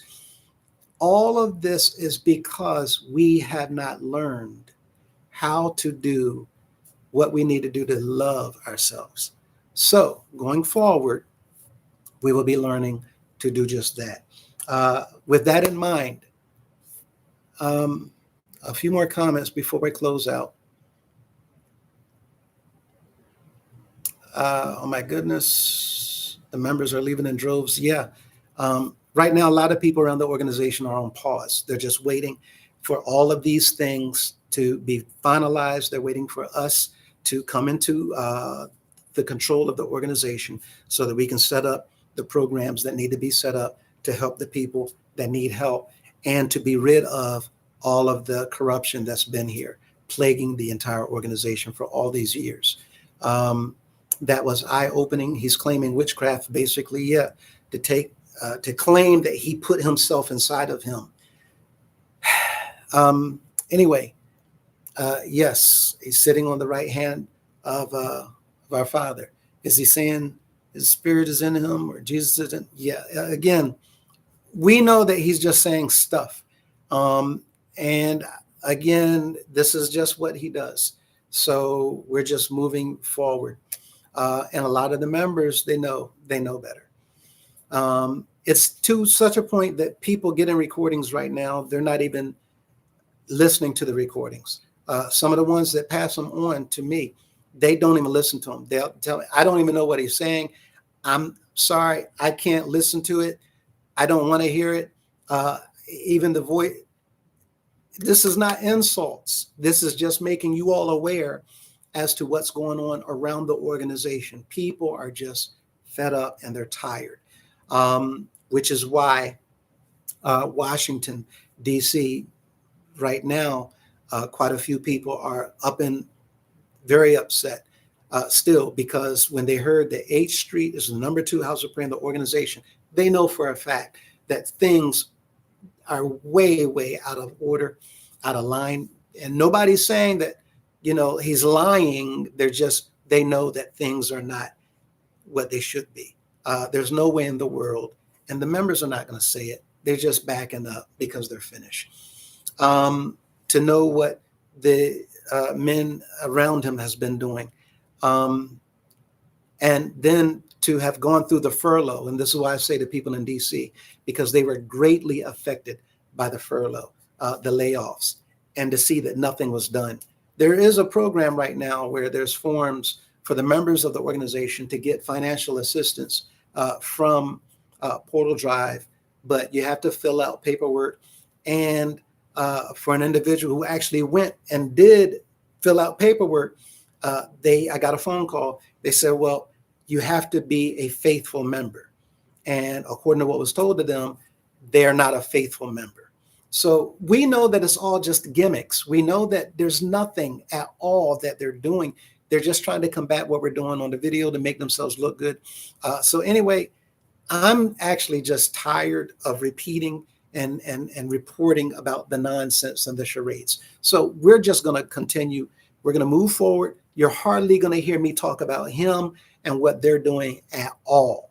If anything, as I hear more information, when I know that things have been moved and we've gotten dates, then I will bring you that information. Everything in the meantime, I'll be referring to the board so that they can deliberate on it.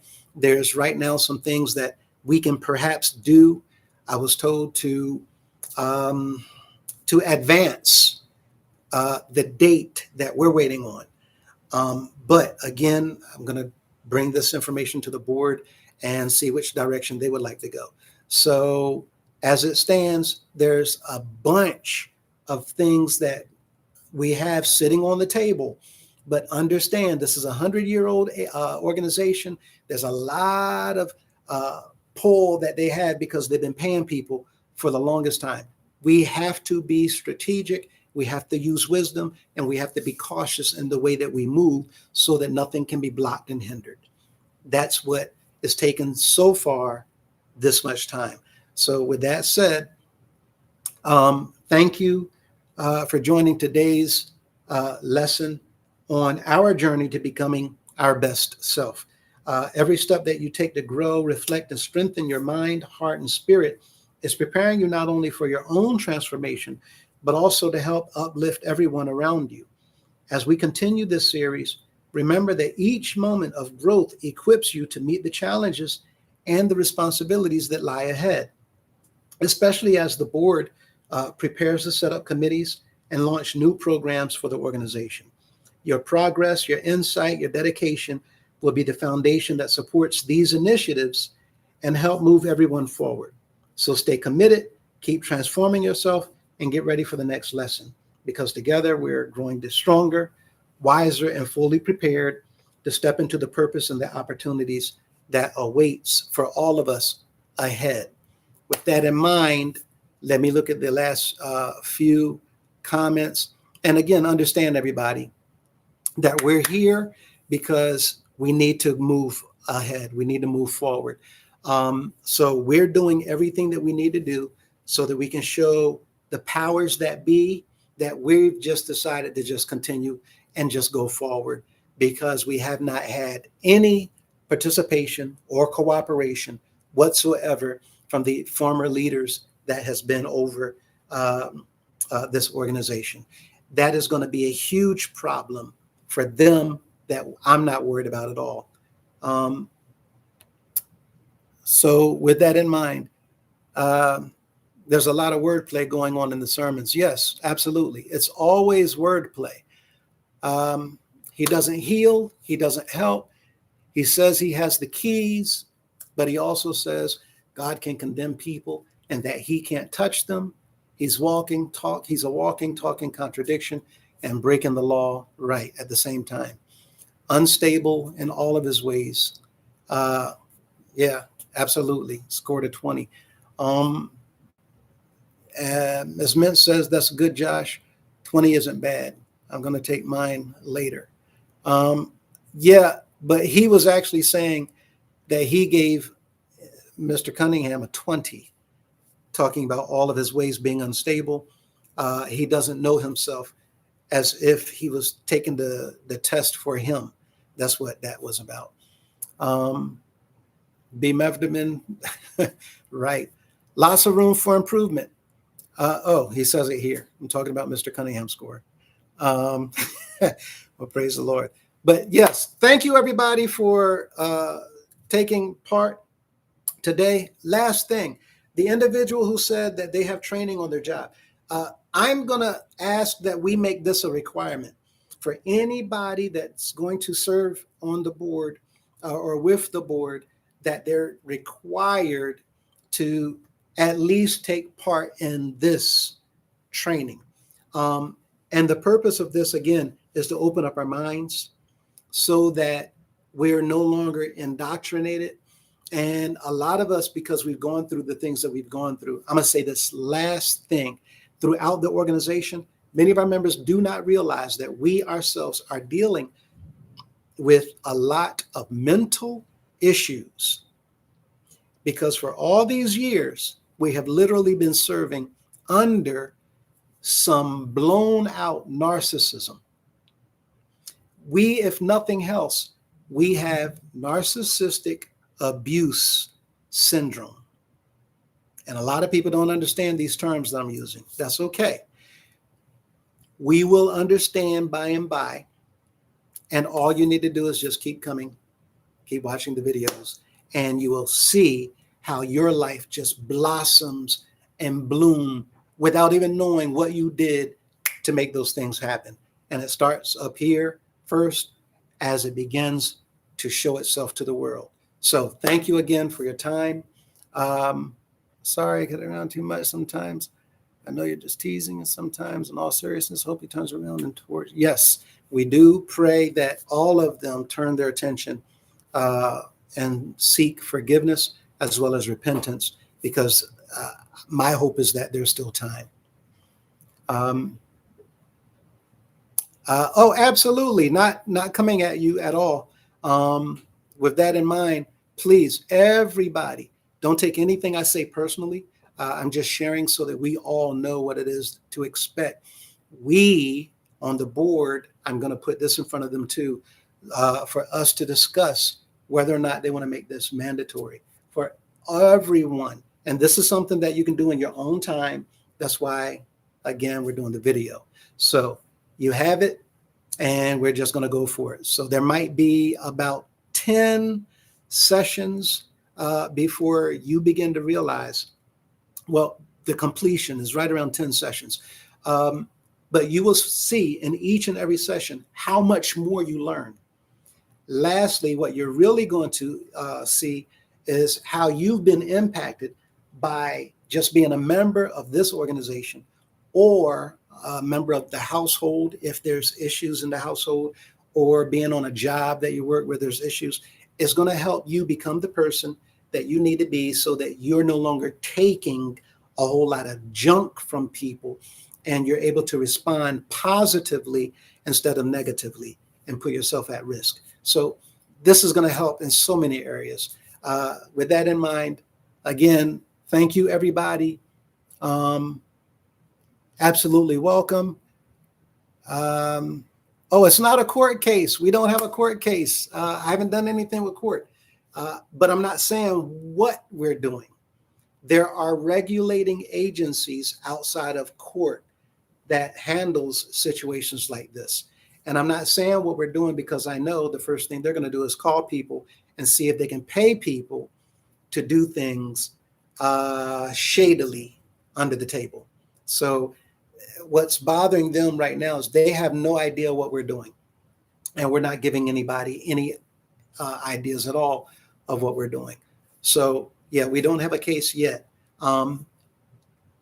And if there's a case, everybody will know about it when that time happens. Before that happens, we will have already more than likely taken control of the organization, and there will be an order for Mr. Cunningham and others to literally leave every office that they're in if they're not removed from those offices. So the order will be that they have to give up and leave, walk away, or be removed from those offices. And we won't be doing any of that. That'll be the authorities that do that. So we've been very, very adamant about doing what we're doing quietly, peacefully, and we want to keep the unity of the members. Even though a lot of members are upset, they're upset because he's making them upset. The things that they're saying to get them intentionally upset. A lot of the members are also upset at the fact that he's not sitting down to meet with us. They keep on asking, why won't he just meet with him to resolve all of this? He's not going to do that. So with that in mind, we have the law on our hands. We have the people everywhere that we need on our side. There's a stack. The members of the organization need to understand there's a stack of charges waiting to be levied that the members just don't understand. So again, dealing with the people in the House of Prayer who still in support of him, that's not an issue. When they see some of these things that's going to be taking forth, they will understand. More importantly, they will also understand when we set up these programs and start helping the people in need. So with all of that in mind, thank you once again for your time. You're welcome for cleaning that up. Remember all, even King Saul was cursed from God while he was still in his position. God already had a plan that was just waiting to unfold. Absolutely. Absolutely.